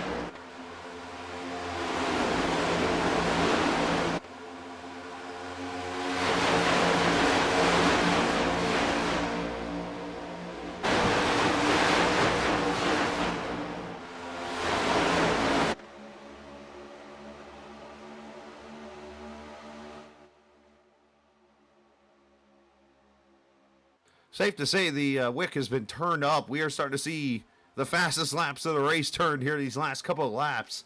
30-31 from Comstock here, but these guys are going for it. As you mentioned, Kev, it is, was it Warp Speed 9? Yeah, hammer time. Oh, I'm going to start dancing. Don't do that. But these guys are just laying it down, and we learned the other night that you can run the first 10 laps, and if there's a caution, you're not going to see a tremendous amount of tire wear. I think that has spread through the pits. So these guys, for the first part of this run, can run as hard as they want. They're not going to see a lot. Now, as the run goes on, you might see a little bit of slipping and sliding, but it's full court press right now. It's the top 10 run nose to tail. Everybody trying to get whatever run they can. 30-28 for Kevin Brown last time by. I mean, what was the pole speed? It was like a 30. Oh, I'm trying to remember. Was it like a 18 or a 19? So we're only a tenth off that. Watching Chad Coleman down underneath Wesley Donaldson trying to go for that fifth position. He's got the 81 in front of him. So from a track coverage position, he's got what he needs. And he's got 2-3 cars in front of him or behind him to Tyler Dalton. So Tyler Dalton needs to turn the wick up as the 13 just pulled down in front of him. Boy, these guys are racing so hard right now. How hard is it for a driver to go side by side into turn one, like Chad pushed him up a little bit there, and get on somebody's door at turn one in Vegas? Yeah, I mean, you because don't you're know how flirting the with arrow's going to work. Molly Right. Hatchet straight if you do that. I mean, you're flirting with disaster. I think Tyler Dalton's going to be unhappy with the 13 chopping his nose as we had a battle for the lead. And they're There's down that in apron the for wrap. you. Yeah, that is not to be Whoa. denied here as Kevin Brown goes down underneath Pedro. They're wiggling. There's as that they come squeeze. through the corner with Mike Kelly looking for the gap in between. Parker's as gotta they're run. almost going 3 wide. Here comes Parker to the bottom. Kelly's on the high side, right outside of Kevin DeBrown, looking to see if he can make the sweep. Around turn 4, he's going to get to the back bumper of Pedro. Pedro going to cut down low. Kelly going to stay up high. And I think Pedro's going to cover the spot as he swings up. Now they're using the apron, Chris. But you see where I'm talking about how tight it is, especially you got that one strip of grass that comes out. So you can use that extra lane on the inside, but you got to get right back up. It's very tricky. There is a pinch of a draft here, but there's also the problem when you turn in following your car that your car doesn't get the air on the nose and you can pick up a push. So Wesley might get a we run see here. 91 in the wall. Well, in fairness there, he was trying to get, Josh lost the momentum there. Wesley was just trying to find somewhere to go. Yeah. I mean, he's got a lot of defensiveness here. Just kiss it a little bit. Do-do-do-do-do-do-do. Da. That was a terrible prince. But anyways. Okay. 12 to go.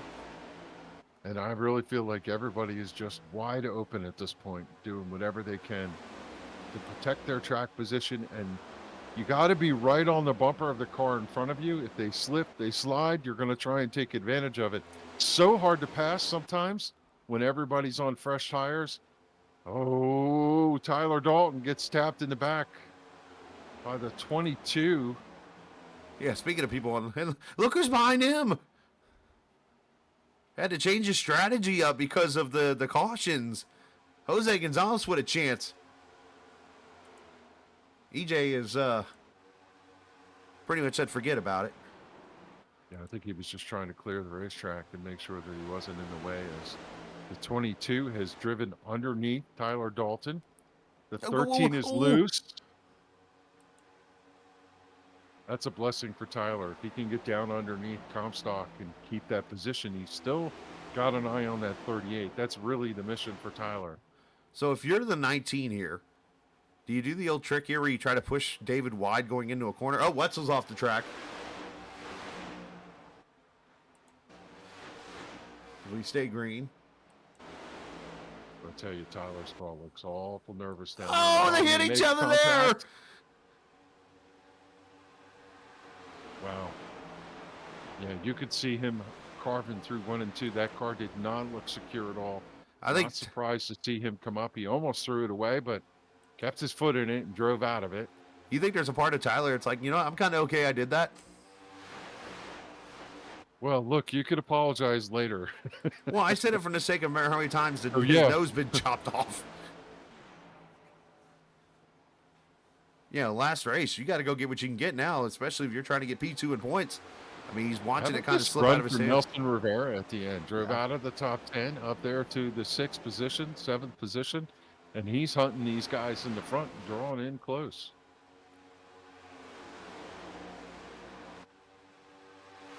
Top 6 within a second and a half with 7 to go. Not even a second and a half. How about a half? At the team name channel. Just going down the names.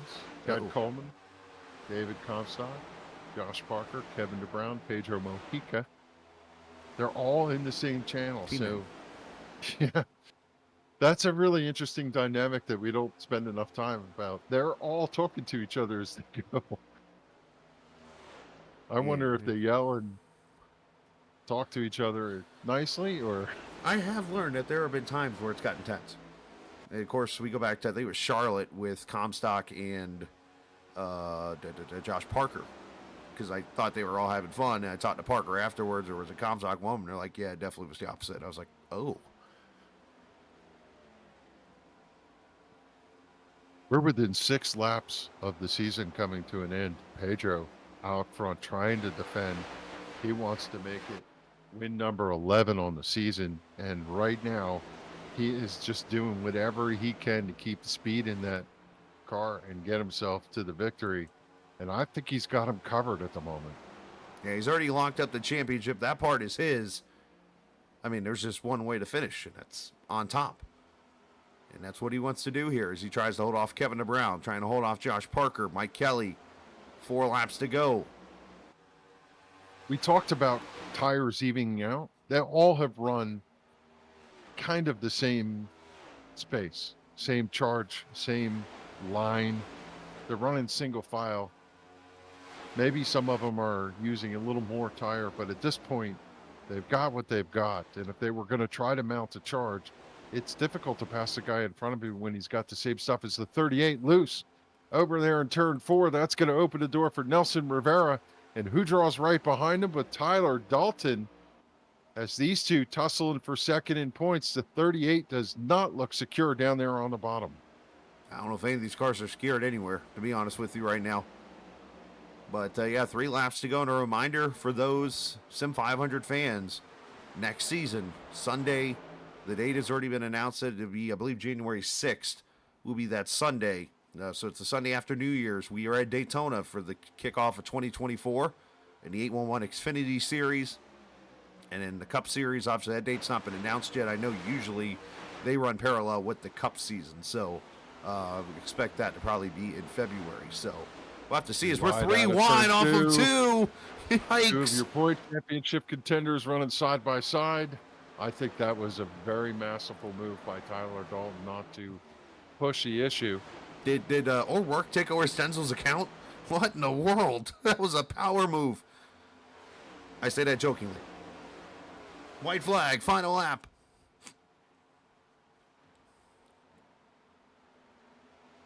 Pedro out front, 3 car lengths out of turn 2 to the backstretch for the final time this season. They're leading Josh Parker, running third side by side for Dalton and the 38 of Chad Coleman, as there's a lot of cars coming out of turn 4, but it's Pedro Mojica coming to the win. 11 wins this season. And oh, by the way, the NC811 championship goes to Pedro Mojica in a win in Las Vegas. Put the stamp on this season. Wow, what a season. Incredible work by that number 58 team.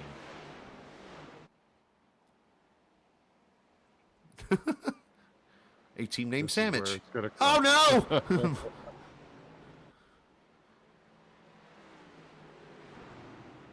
I mean, he's the first driver in league history to win the Xfinity or Grand National and Cup Championship in the same season.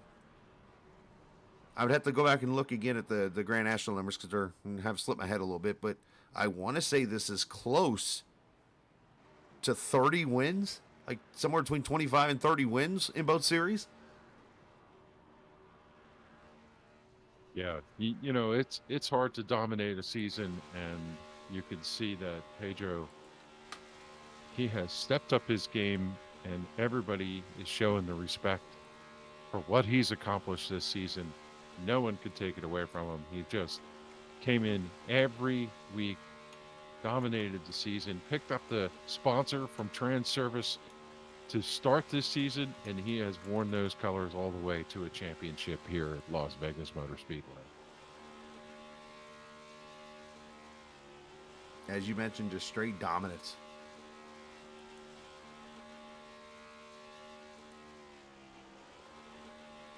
That's just fun. You just have to enjoy that for a moment.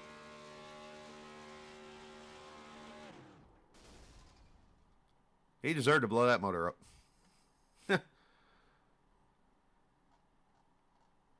That, somebody like me who's never even won, I don't even know if I've won 30 races on iRacing combined, hosted and official. So, I mean, to win 30 or close to 30 in one season, in one league, that's crazy.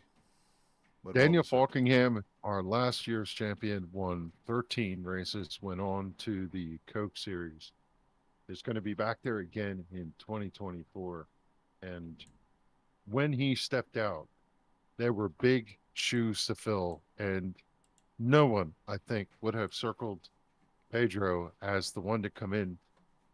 I'm not saying he's not a competitor that wasn't right to win a crown, but to come in and do a double-digit season, 11 wins on the season when the competition behind him so stout here in Sim 500, and to put together a season that emulated what Falkingham did last year, just an incredible body of work for the 58. You know what? You got to look back to those in the top 5. I believe Dalton, he's going to be second. Chad Coleman's going to be third. Josh Parker's going to be fourth. Comstock, if he stayed where he was, is going to be fifth. Nice 6th run for Hudson, although I don't know. I think Nelson Rivera may have swapped that position and came up from a point championship standpoint and pulled that with that run at the end. So a lot of guys, to your point, Chris, in the opening were running for point championship in the final race. That's just astonishing that they could leapfrog positions. And we saw an outstanding race here tonight to end the season. Wait till I show you the point standings because I'm looking at them right now. There are some shocks in there. Needless to say, I'll throw this tease out there. We have a tie somewhere. So, yeah. Mojico wins the race. Kevin DeBrown second. Josh Parker third. Mike Kelly fourth. Wesley Donaldson ends up fifth. Nelson Rivera sixth. Scott Stenzel seventh. Chad Coleman eighth. Tyler Dalton ninth. Mike Montesi ends up 10th. David Comstock 11th. Jose Gonzalez 12th. Eric Arnold. Robert Friary the third. 14th. Jeff Ryan 15th. Gerald Livingston, good top 20 run for him. Stoney Benfield, the faster pastor, finishes in the 17th position. 18th going to Doy Woods, who kept himself on the track and kept himself competitive there at the end. I can hit the right buttons here. 19th to Doug Sigmund. Joe Hudson 20th. Note that Joe Hudson finish. Richard Beasley 21st. Tommy Ryan 22nd. Brian Wortman 23rd. Bobby Wetzel 24th. E.J. O'Rourke 25th. Brian Macklin 26th. Kevin Stone 27th, Joey Jatina 28th, and last on the grid. So before we talk to our drivers, let me go over here and throw the old snip to this screen real quickly. You're going to say what I think I see here. I didn't realize Josh Parker finished third and Tyler Dalton finished ninth. They were looking for 6 positions, which means... drum roll. As I said, there's a tie somewhere. That tie, as you see, that's not it. Let me get it reloaded right. Sorry. That was going into the race. Final point standings. Josh Parker, and I'm assuming due to his 6 wins, finishes second in points now. I'm going to agree with that. You Over have to Tyler go back. Dalton. The wins is the tiebreaker, wouldn't you think? Usually. Tyler Dalton ends up third. Chad Coleman fourth. And then, of course, David Comstock, as I mentioned earlier, on that little island by himself. Nelson Rivera ends up 6th in points. Mike Kelly to 7th. Joe Hudson ends up falling to 8th. Or actually, I think was 8th, actually. Or no, he was 6th. So he fell to 8th with his bad finish there. And unfortunately, 84 points back. Joey Jatina and Brian Macklin, the top 10 in the finishing order. So,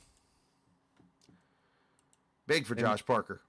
If you look at coming off of turn 4, Tyler Dalton was to the outside of Coleman coming to the line, and he missed it by just a scant few inches, I believe. He was nose to tail out of turn 4, got a good run. The car got a little bit sideways up out of the corner, and they drag raced to the line with maybe a fender. Was the difference between getting that position or not. So, boy, that's got to be disheartening for Tyler, but he gave every ounce he could to try and get himself that position. You know what ends up, oh wow. The move that cost him second in points is the 3 wide move that Stenzel made. Yeah. because, I mean, Stenzel goes, here's the replay right here we're looking at. I mean, Stenzel just goes straight, hold my beer, I'm going to send it here, boys, to the outside lane. He just had to run and didn't want to lift it, and I don't blame him. I mean, borderline Leroy Jenkins. Makes the pass. And then from here, Dalton loses that spot also to Coleman. So, I mean, Coleman, or I should say Dalton, nets a -2 in the positions there. But if you run this out to the finish, you'll see that Tyler got just a little sideways off of turn 4, and that could have been the difference.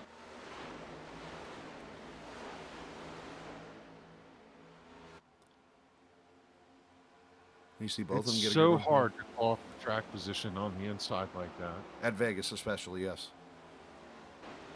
You know, Coleman shuts the door on him right there. Good move. Oh, both of them get dancing. Right there. And I think if Chad didn't go to the bottom, that could have been a little bit closer too. He used the apron. Wow. All right, let's talk to some drivers. Amazing that you run all the 36 laps, races. right? What did we talk about in the opening? You run 4,943 laps, and the second place in championship is decided off turn 4 in that manner. That's just astonishing. Let's add 140 by the way to that. So now we're over 5,000 laps completed this season. So that's crazy. That's cool. That shows you that every lap counts through the entire season. So for those who like to rage quit in iRacing, take all that in as lessons right there. All right, let's talk to our third place finisher, Josh Parker, who ends up being second place in points officially. I would think due to the tiebreakers. I'll let them figure that out. But you end up tied with Dalton. And, of course, you had the 6 wins this season. So I think that gives you P2 in points, but a third place finish in what had to be a lot of fun out there. Yeah, it would have been more fun if I won. I really wanted to win 10 the year because I like Vegas, but at the end it was just track position that restarting on the top. The last 2 restarts kind of hurt me, but yeah, it was fun. I think I definitely do get second, maybe with the tiebreaker. I would guess. I mean, I know usual tiebreakers go to the wins, but we shall see. But man, what a season for you! Obviously, with the 6 wins, obviously to get out here and race. I mean, you started, we'll call it 85% of the races from the back, including tonight, and you go from 25th to 4th in what was about 20 laps, 25 laps. So you definitely had the speed to get out there and do it. I mean, what was the difference in the end? Just the track position? I needed those yellows, but again, the problem was the track position. I restarted those 2 restarts on the top, so. In the very last one, we had Beasley in front of us, and he didn't take tires. He did get out of the way, but it gave us a bad start there, so we didn't really have momentum to fight off on the top. So I needed the yellows, but I needed to be on the bottom to keep the track position to kind of put a fight. But yeah, I was actually talking to Pedro. I was looking back. I started qualifying for the playoffs, and I had all this bad luck, and then I went back to not qualifying, and I finished first, third, and third. So I should just not qualify. It happens sometimes. Was there any script between you and Beasley? Like, man, what are you doing? No, I didn't care. I was hoping Beasley won the race. I was texting him earlier, telling him to race. I didn't care what he did. He openly said he was going to go to high on the restart, knowing he really had no chance. And we were all racing for points, but no, I didn't care what really he did. I was just racing off. The only race I was going for was second at point, so I was just paying attention where Chad and Tyler were. Yeah, we're out there pretty much battling each other when it was over with. Well, you did a great job, man, this season. Obviously, one that I'm sure you can look back on, and I'm sure there'll be some things you can get better at and some things that maybe you look back at. It's like, I could have done that a little different. But like I say, man, you finished second in points officially right there behind Pedro, and you sent some shouts whoever you like to.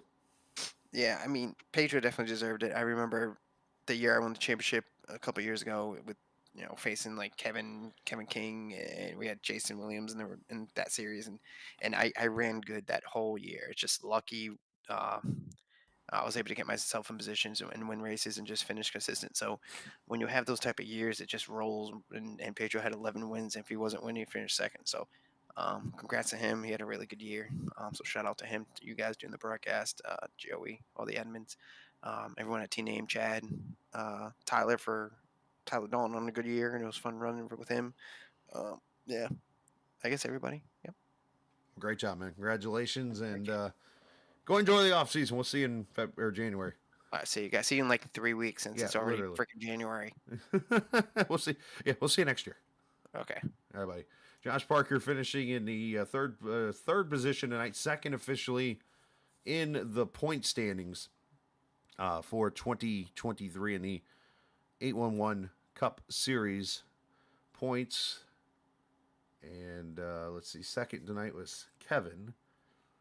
And I'm just kind of playing this off the air right now of how I'm doing this. So I was second tonight. That's pretty good. Yeah, I'd say that's pretty good for him. I finished second in the late model race this week. Did you? Were Were there 2 cars in the race? No, sir. Okay, good. Just checking. Well, I'm gonna let you talk to the other Kevin. Yes, Mr. Brown. Nice to see you again. Thank you for coming back to race with us. And how about it? A second place? Did you think coming into tonight you had the opportunity to be in the championship finale and find yourself a second place finish? Oh yeah, coming from last Las Vegas race where we I think it was me, Josh, and Pedro all battling again. I was really hoping we had a good chance to win it. We didn't qualify good, which sucks. But we ended up making our way up to the front. Talk about the race conditions tonight. The track seemed pretty good. A little loose off of turn 4 for some guys, brushing the wall out of turn 2, but for the most part, bottom groove, middle groove, top groove, wherever you wanted to race, it looked like you guys had your choice. Oh yeah, it was a good race. It's crazy there after that first caution where we were all trading the lead back and forth. It's almost like you didn't want to be the leader because every time one of us got out front, we were so loose. I don't understand what was going on there, but it was a lot of fun to do that. I kind of wish the build came out today and we could test out the new update, but this has been a perfect track for it. Talk a little bit about that final run when you guys came. Did you run hard from drop of the green flag to the finish, or did you try and pace yourself across that final stint? Oh yeah, we were going for it. I was trying to push Mike there up to Pedro so they could try to fight a little bit, maybe get tangled up, and then Mike wasn't going nowhere, so I had to pass Mike, and then it's so hard to beat Pedro sometimes. Pedro knows us ins and outs and everything, and that's why he's a champion. He's so good at this. How about it from sitting in your position watching Pedro's race and then to be there at the end to run right behind him to cross the final checkered of the season? Talk about your season. It was pretty successful when you were here, and that's got to be a good way to end the season for you here as a second place. I know you wanted to win, but to finish second to Pedro is not something to cry about. Yeah. It's been a good season. I think if we were able to stay for the whole thing, I don't know if I don't know. We might have been able to get like third or fourth. I know Josh is pretty good. He's really consistent, so it'd have been hard to beat Josh and Tyler and all them. But overall, good season. I watched your guys' broadcast over the time when I wasn't here. Y'all do a wonderful job. I appreciate all y'all doing the broadcasts. Y'all do an amazing job. We appreciate that. Yeah, but we'll throw something in there real quickly. Was your cat chief there behind you happy with you or not happy with you? I heard her going. I didn't know if it was her or the other dog, but she's running around going crazy. I guess she's pretty happy for a second place finish. Okay, go ahead, Kev. That was important. 2024, you got plans to come back and visit us every once in a while? Yeah, I plan to. It depends on where the cards fold and where they land and whatnot. But yeah, I plan on being here next season. Okay, cool. We're excited about that. Anybody want to give a shout out to as we close the season down? Of course, Chris Caboo, always for painting my lovely paint schemes. Race of Pride for coming on this season, and they'll be back next season, thankfully. You guys are putting on a beautiful show. Can't wait to go watch it. Joey for doing a great job with the league. I know he gets a lot of crap sometimes, but he does a pretty good job with it. He puts up with a lot of crap. Yeah, I appreciate it.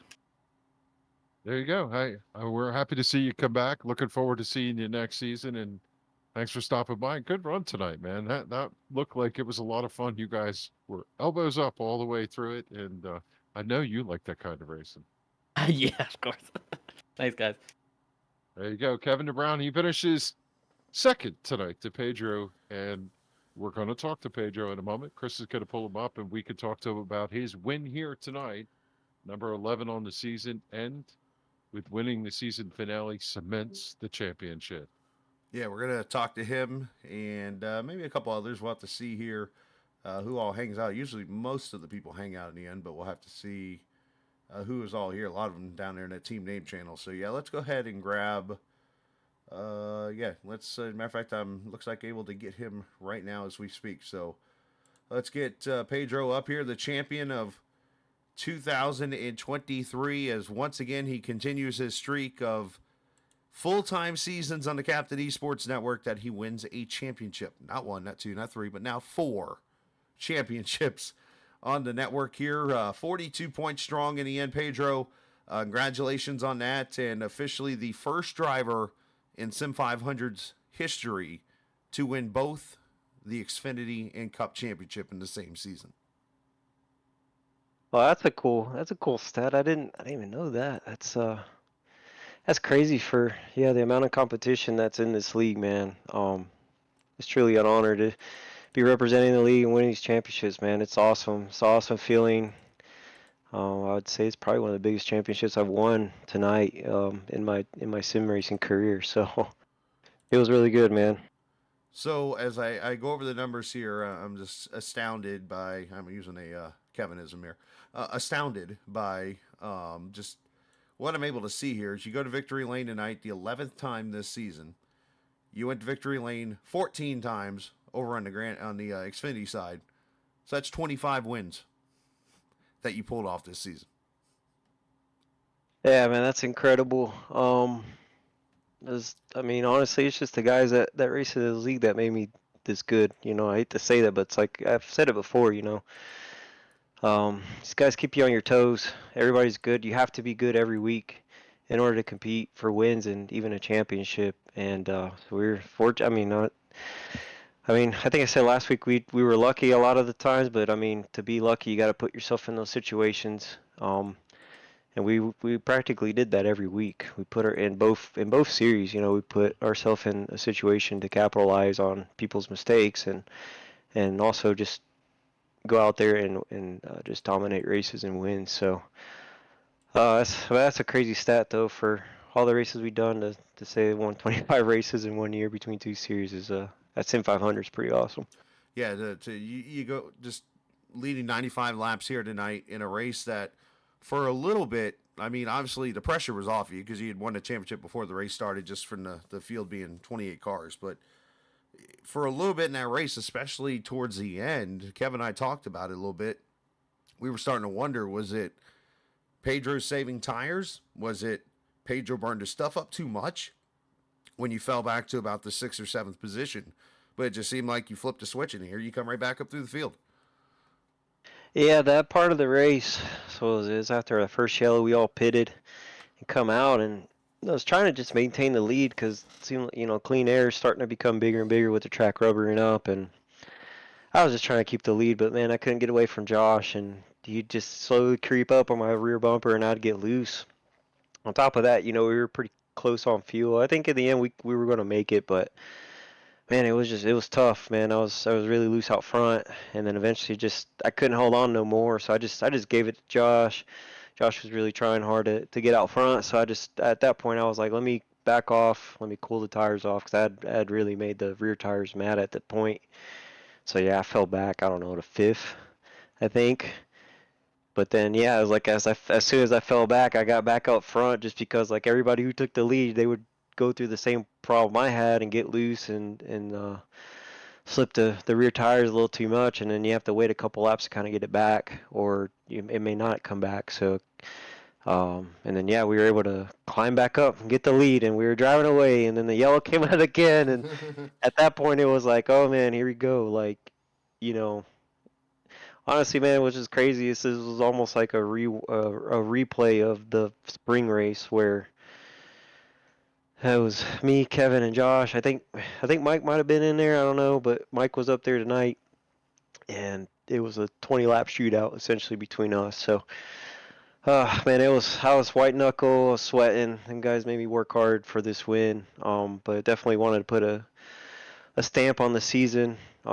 Honestly, I've been waiting to say this until tonight. I wanted to make sure I got the win, but the 4 races that we won during this 5-race final round were all races that got away from me earlier in the year.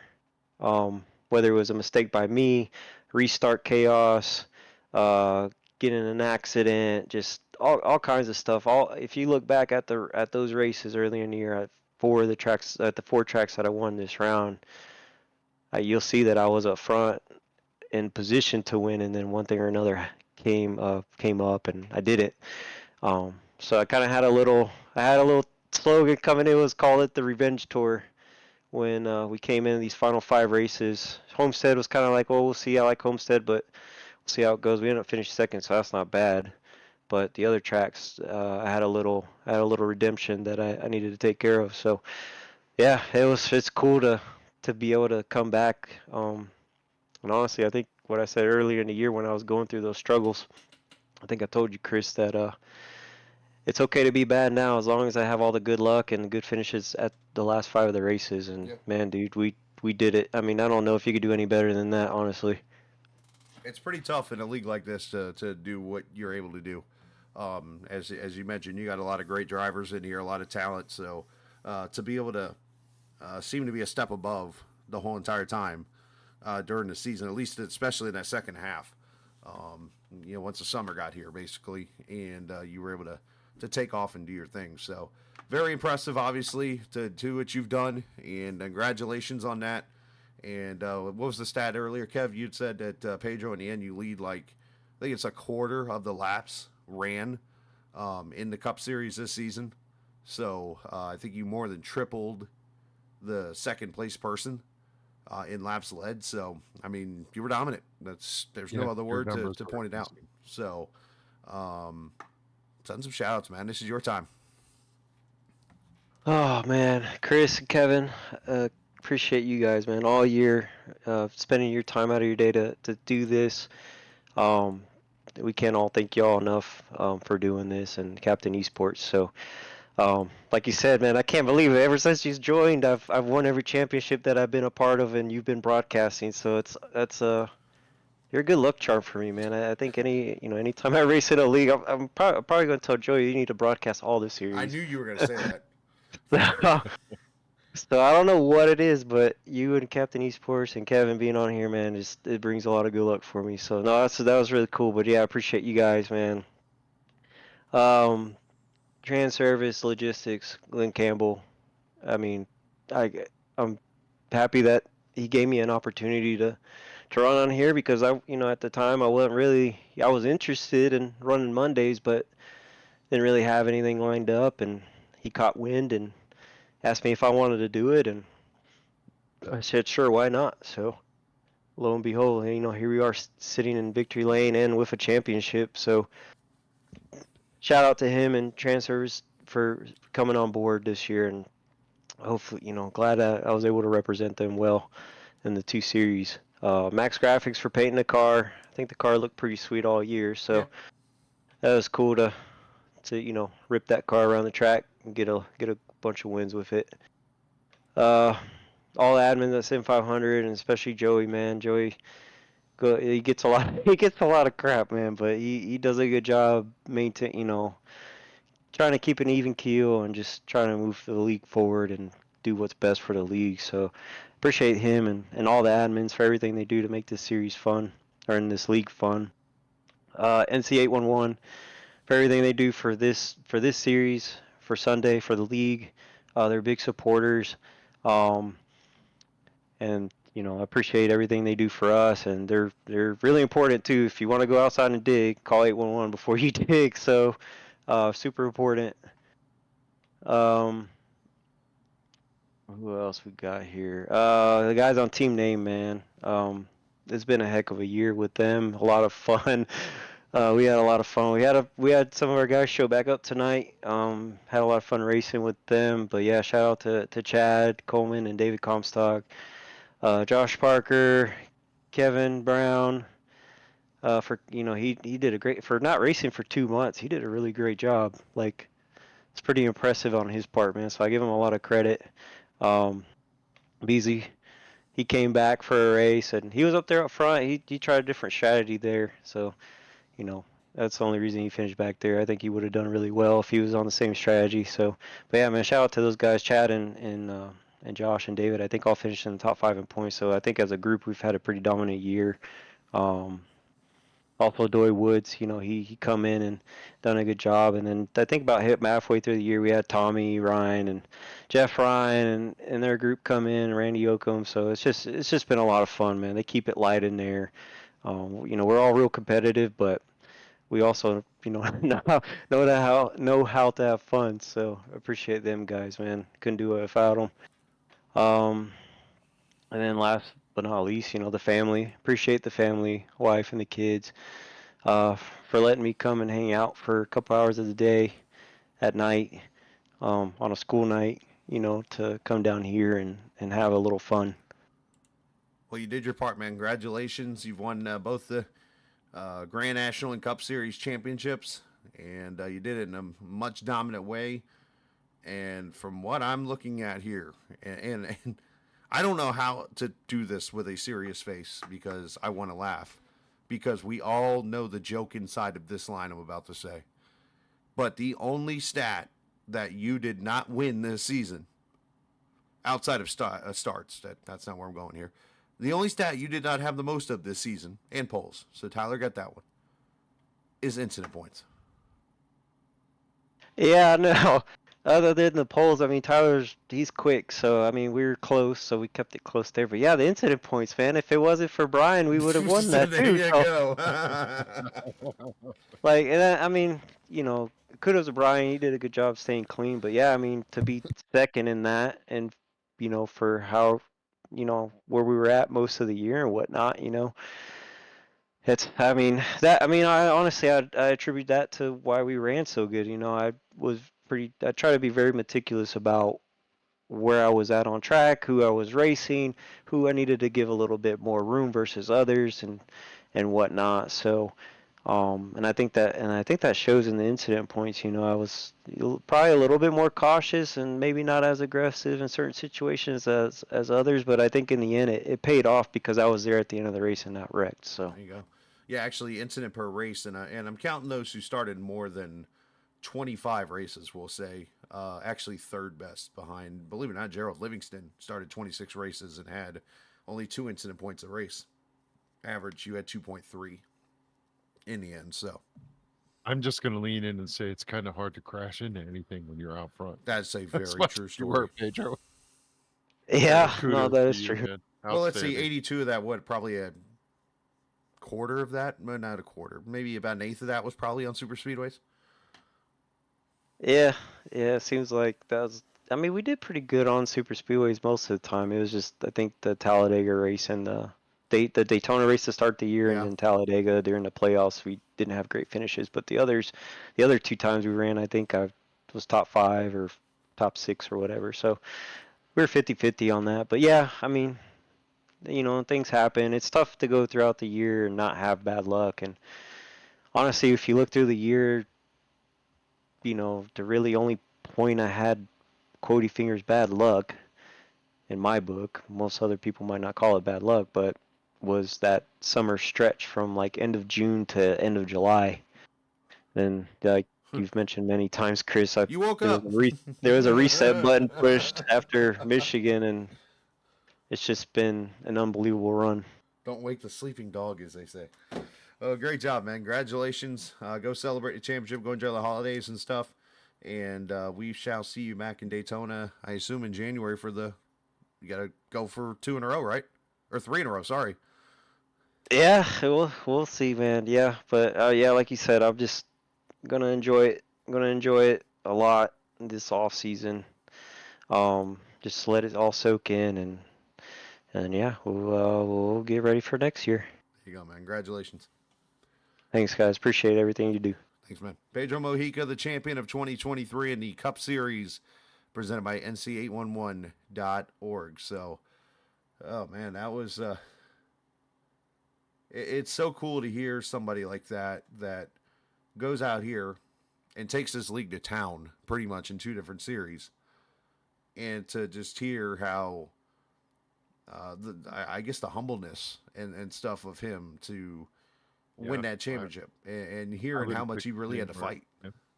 You know, now I'm looking at, I think Tyler took off, so I was unfortunately not going to be able to talk to him with his fourth place finish in points. So, or I'm sorry, third. But one guy that we can bring up here, I noticed he's still in here, ended up completing the most miles on the Cup Series season, and that being all of 6,878.99 miles. He literally missed 68.79 by 1/10 of a mile. I don't know if that made a difference in finishing second in points. I guess maybe it did in the end, but that's Chad Coleman, who finishes fourth in points. Chad, you at least won something, and that being the most miles completed on the Cup side. And you came 1/10 of a mile away from, I'm sorry, 1/100th of a mile away from 6,879 miles, which at the same time might be the difference between you finishing fourth and second in points. It probably is. I sucked at Iowa, and then tonight I just could never get track position. Like, we were fast, running, good lap times. I was looking what Pedro was doing in clean air, and we weren't but about probably half a tenth off of that, and just running back in traffic. Just we couldn't get track position after screwing up in qualifying. How tough was it after 10 laps, we'll call it, once the tires really started to kind of do the fade? Was it to pass out there? It was easy if you had guys that went and burned their stuff up. Right. But if you had everybody who was running, 80% the whole time, it was damn near impossible to pass. Like, it was because you get under somebody, no matter how much faster you were. There was multiple times tonight where I was a lot faster than guys, and you'd get to their inside and they'd pull down on you going through the corner, and your car would just take off up the racetrack. And if you tried to run any lower, then you get too low and the car wants to hook, and then it wants to slide to their tires, and it does the same thing. So it was bad. I mean, right there at the end, I tried real hard not to give up the top to make guys go to the bottom. And right there, the last 5 or 6 laps, it didn't matter because my right rear tire was toast. I had driven the right rear off of it, which the tires were kind of even, but heat wise, it was destroyed. Yeah, you and Tyler were putting on a pretty fierce battle, and I know those bumps in one don't help things. And I can only imagine the thought going through the both of yours minds when Scott Stenzel just decides to whip it around the top side on you guys. Yeah, I seen that he was coming. I mean, a bunch of them took less fuel than we did. I think I put too much fuel in it. Didn't think about that. And so it got loose. Like, everybody that took anywhere close to the fuel that we did said the same thing. They got too loose. They got loose at the end right there. But less fuel would have helped. And yeah, he got a big run because when Tyler got under me right there, I pitched him down and side drafted him, and so it stalled us both out. So shit, he had, I don't know, probably 6 miles an hour on us, the center and the exit of the corner. So he was going by. So I just kept Tyler pinned down a little bit, see what we could hold on to, and really trying to hang on to a spot to stay ahead of Josh. I knew Tyler had a point or two on me in points, and he was right there with me, so yeah, I wasn't getting by him. So I was trying to stay ahead of Josh, and I think Josh and Tyler ended up tying. I don't know how they tie break, but that's what happened. So we'll try again next season. Hopefully we can wreck Pedro out of a couple of things. Make sure I'm in chat when that happens. Hey, so I'm just looking really quickly here. I know I can click on the right daggum series. I know Cup side you didn't get any wins. Did you get? I'm trying to remember if you got. Not a single one. Dang. I think this is the first year I've done that in a long time. You pulled the chase. Didn't win on the Cup car, the truck, or the Xfinity car. But yet you finished second and fourth in points, respectively. That's got to be something to hang your hat on at least. Yeah, I'm consistently slow. That's what that proves. Slow is fast sometimes, I guess. I don't know how to respond to that one, but Great job, man. Go celebrate with the pack down there. I know you guys are enjoying another off season, 6 seasons or so in, and great job, man. Send some shout outs whoever you like.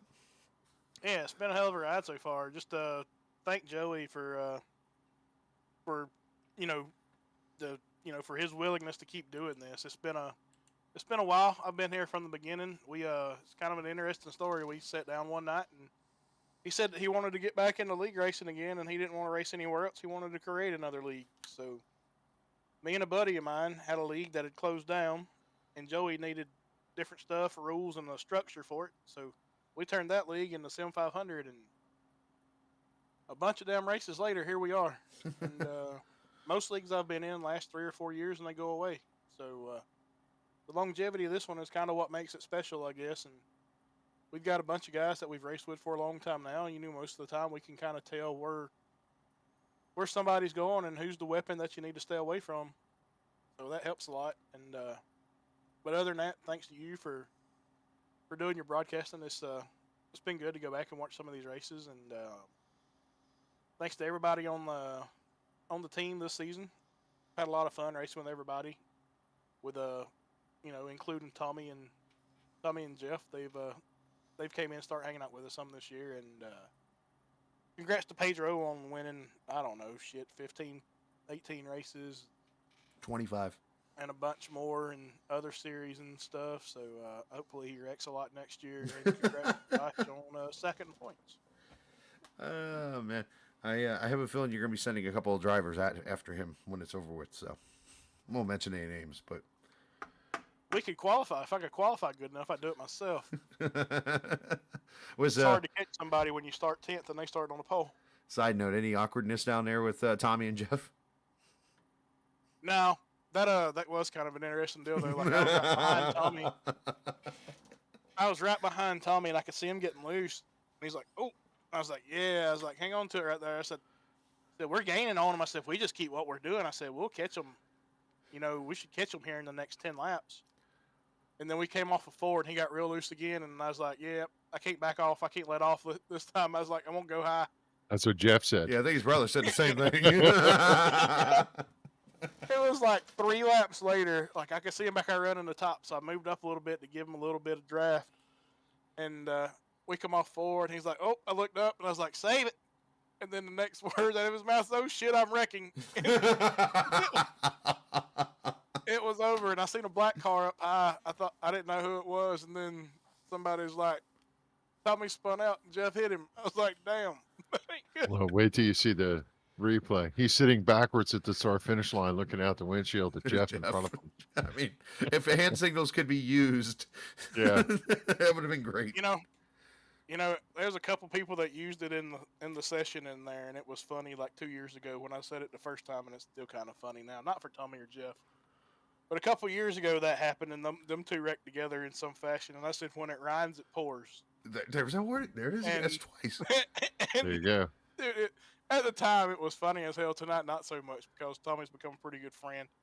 So I wouldn't do him like that, but I mean, it's still comical. I definitely poured in the desert tonight. So, well, great job, man. Yeah, thanks, man. You too, buddy. Chad Coleman finishing nice season, Chad. P4 in points, second and fourth. And he calls himself the, what was it, the fastest slow man in the business? Or whatever. Fastest chicken in the South. How's that? The little stroker race out there. There you go. So, I think he doesn't, he just kind of flies under the radar, but he's so close to being in the hunt, it's not funny. That's what a veteran does. He gets the most out of his car. He doesn't go put his car, like you get a lot of young people in racing. I, for myself, is guilty of this too, is you got a car that's just not got the best feel for you, and you're out there running, 20th, and you're trying to drive it like you're running 10th, and you wreck. He takes a 20th place car and gets the best 20th place finish he can get, or whatever. How many times did we see Chad Coleman this season? We're like, man, he's struggling. So, but then would end up, with a 12th place car because he ends up out running some people or whatever, So, Where is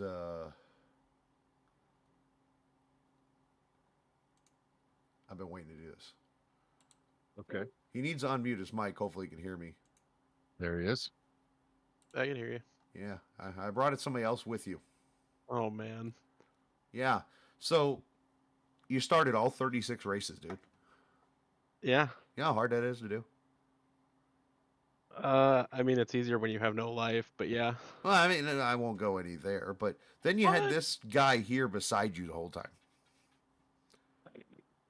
So the atomic burrito that you see in chat is in this chat with us right now. So, Jason, how many times did you have to say to Wesley, "There's a wall there"? More often than he even wants to admit. Because I mean, Kevin's even saying it on the air now. It's like, Wesley, there's a wall. I will say there are times where you guys say he's in the fence and I don't see it on my screen, but yeah, he likes that outside wall. Well, in fairness, from the spotter stand, it's kind of hard to see off turn 4. It's kind of hard to see off all 4 turns. That's a good point. It just feels like every time I look up, watching the field run up off the corner, I see a puff of smoke, and if I follow it back, it ties back There's to the that 91 card. 91. I can't tell you how many, even tonight. Yeah, I think my my Did you favorite damage thing the about car at all iRacing. tonight? No, the car's fine tonight. Yeah. I don't think I hit it tonight. Maybe I did. I don't You know. did. Okay. But I mean, I'm glad the new damage model is a thing. I think I'd be in a lot worse spot in most of these races prior to this new damage model. But yeah, I'm pretty familiar with that outside wall. So let's talk a little bit. You end up the best of the rest, if you will, on the field. And I call that because you finished 11th in points, which is unfortunately the first person out, but you do get that notification, I will. What are some things that you can improve on for next season? Because, I mean, this was your, correct me if I'm wrong, your first full Cup season, because I remember you showing up when the whole merge happened last year. And then, you know, from there, we've watched you continuously get better. You just unfortunately had some rough spots this season. Yeah, I feel like to start the year I was pretty inconsistent. I had flashes of whether it be at like shorter tracks or just like some specific tracks that I ran well, but I just wasn't getting the finishes that I wanted. I was pretty bad at 1.5 mile tracks. I was lucky to finish 20th like early in the season, just couldn't figure out what I was doing wrong. But really got to about the halfway point and I was just kind of getting sick of finishing where I was finishing and kind of put my head down and tried to learn a bit about getting better at long runs and saving tire and just being better overall. And I think I finished, it's like what, 17 or 14, whatever the heck it is. I don't even remember. Top Gotta 10s? go back and look. Yeah, Yeah, it's right 14. in front of you, 14. 14 top 10s, 7 top 5s, and then 12 of those top 10s and 5 of those top 5s were in the last 20 races. There you go. So I feel like if I just keep doing what I'm doing, I feel like I can contend pretty well next season. So I'm definitely not to like a Pedro level or anything, but I feel like I can compete for top 5 every week, which is it's a tough thing to do in this league. There's a lot of really fast guys here every week, so running up there is nothing to be taken for granted. So one of the more going behind the scenes here a little bit, we'll pull out the curtain for a second. And one of the things you did this season that I've kind of taken note of a little bit is about mid-season, you started showing up into the Sim500 channel a lot more and getting with those guys to almost take notes and learn and that kind of thing. How much did that adjustment help?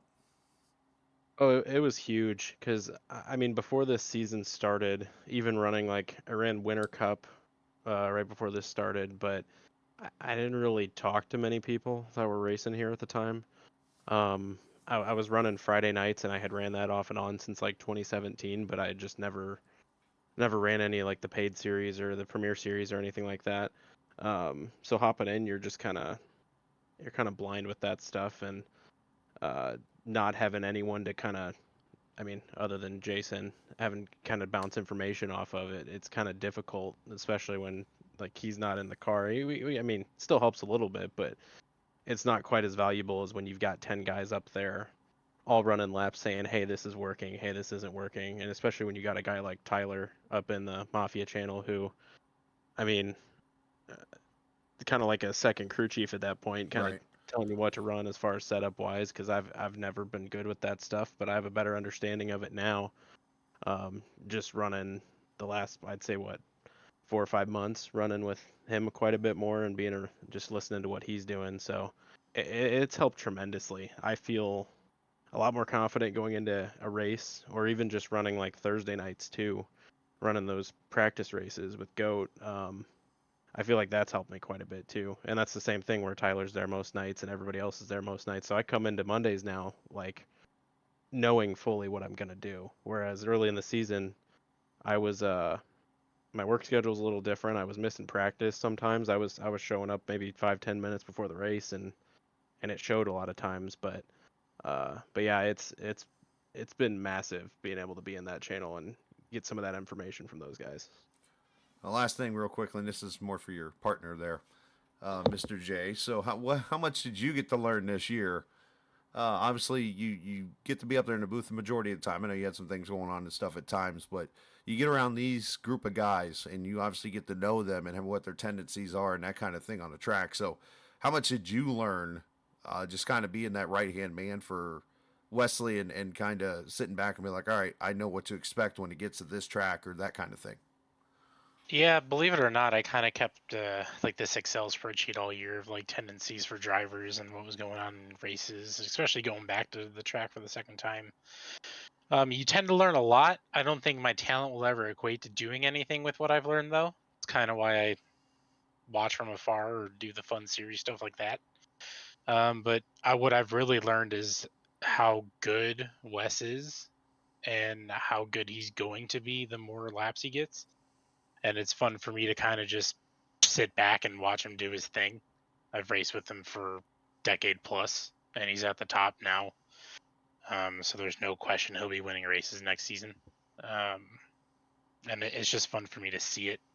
I'll race for fun on Fridays, and I got that itch to do some a little bit more next year and talking about it and stuff like that. But if that's the plan, I wouldn't want to do it anywhere else with Sim500.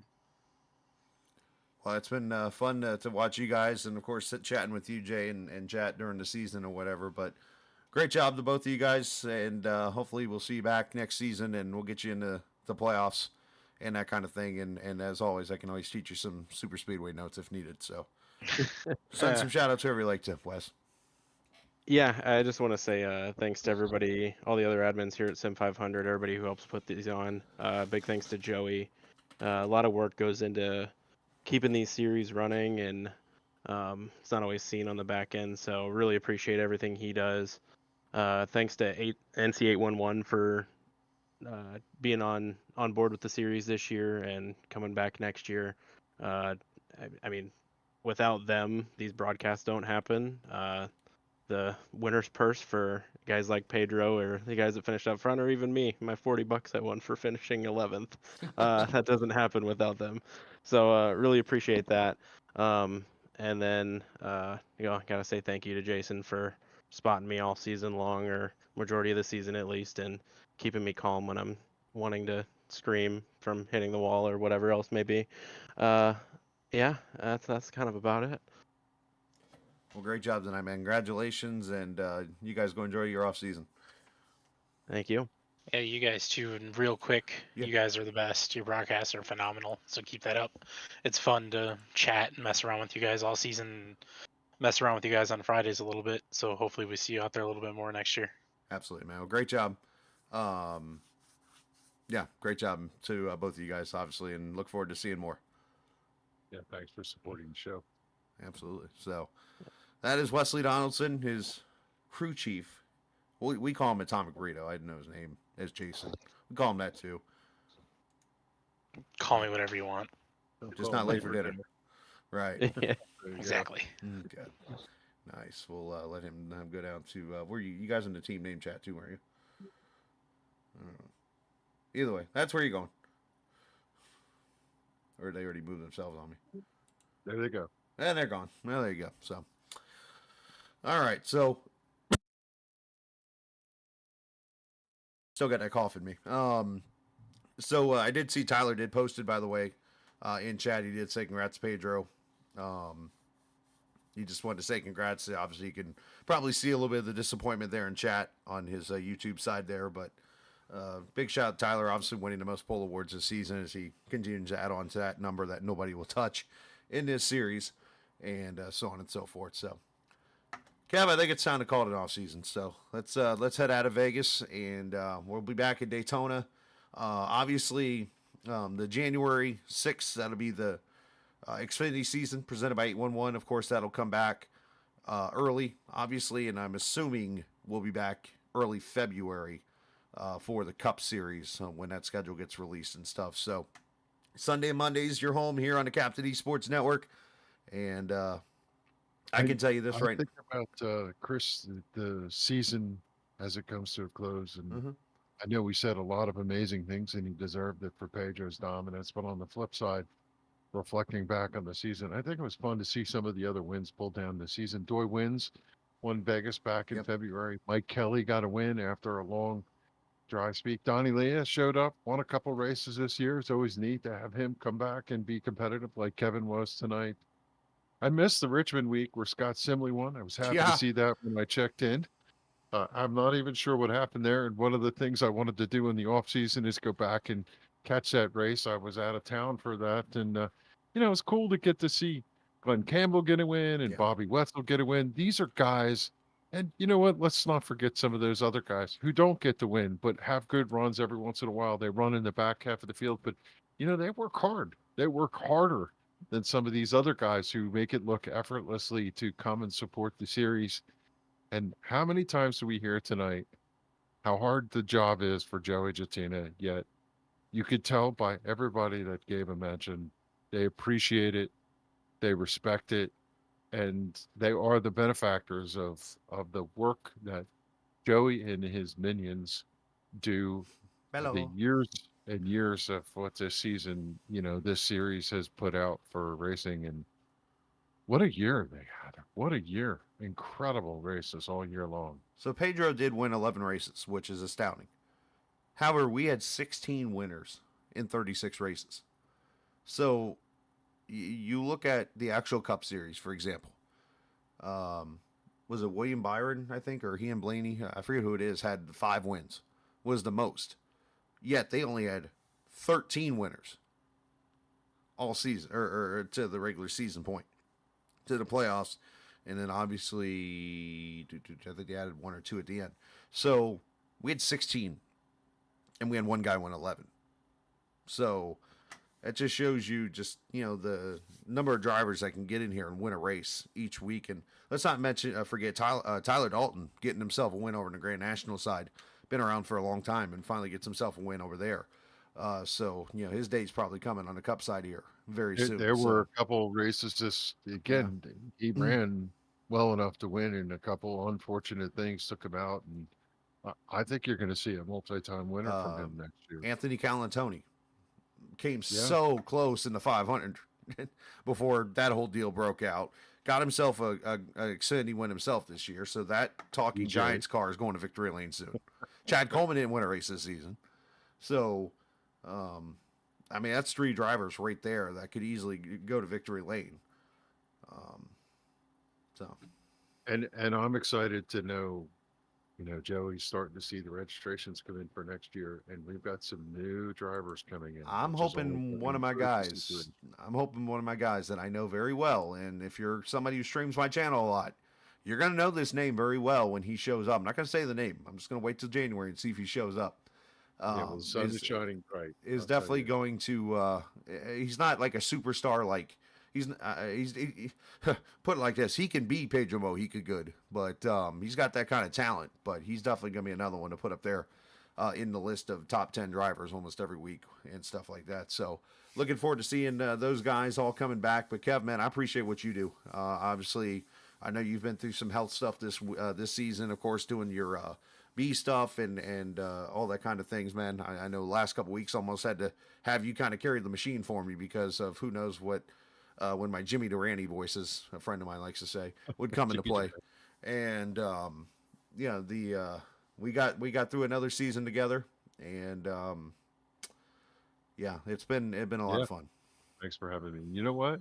This is over tonight, but there's racing tomorrow night in the late models, and True. one of the most amazing series. So if you want to race this winter, sim500.com.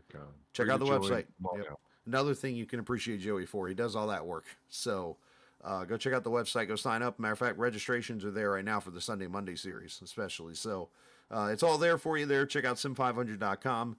Shout out to 811 from obviously North Carolina, Virginia 811, South Carolina, those guys who are coming on board. If you're in the United States, there's an 811 in your area. Dial it before you dig. Do not go make a mistake. Had a friend of mine in Michigan last week had his internet cable cut. Another reason you call before you dig. Just saying. So, Kevin, man, happy holidays. We'll talk soon. Yep. All right, buddy. Appreciate all the Thanks, viewers for everybody. watching. Absolutely. Appreciate the viewers of always for watching. And always remember, this isn't just a game. It's iRacing. See ya.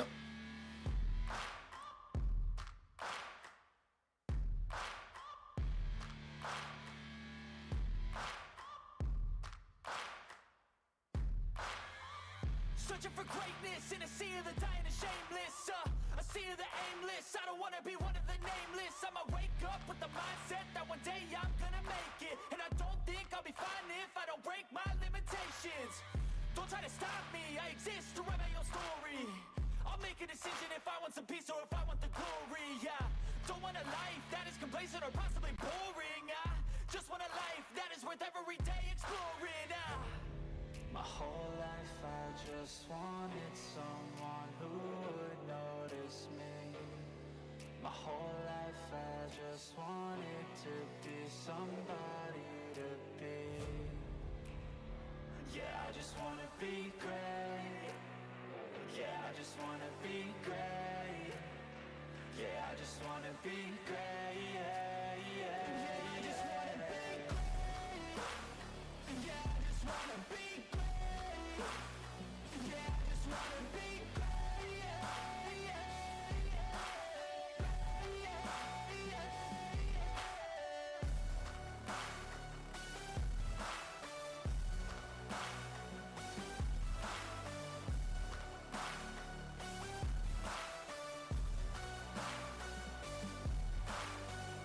This is a statement to appreciate all that is vacant. It's just for the taking. If you make up your mind, you can take it. I'm never complacent. I would work in a mansion or basement. Yeah, there's no replacement for persistence. It's a patience. Yeah, in this life, I wanna be soaring to feel sun inside when it's pouring, and I'll fight till anxiety is foreign. I'm so sick of my mind's extortion. My whole life I just wanted someone who would notice me. My whole life I just wanted to be somebody to be. Yeah, I just wanna be great. Yeah, I just wanna be great. Yeah, I just wanna be great. Yeah.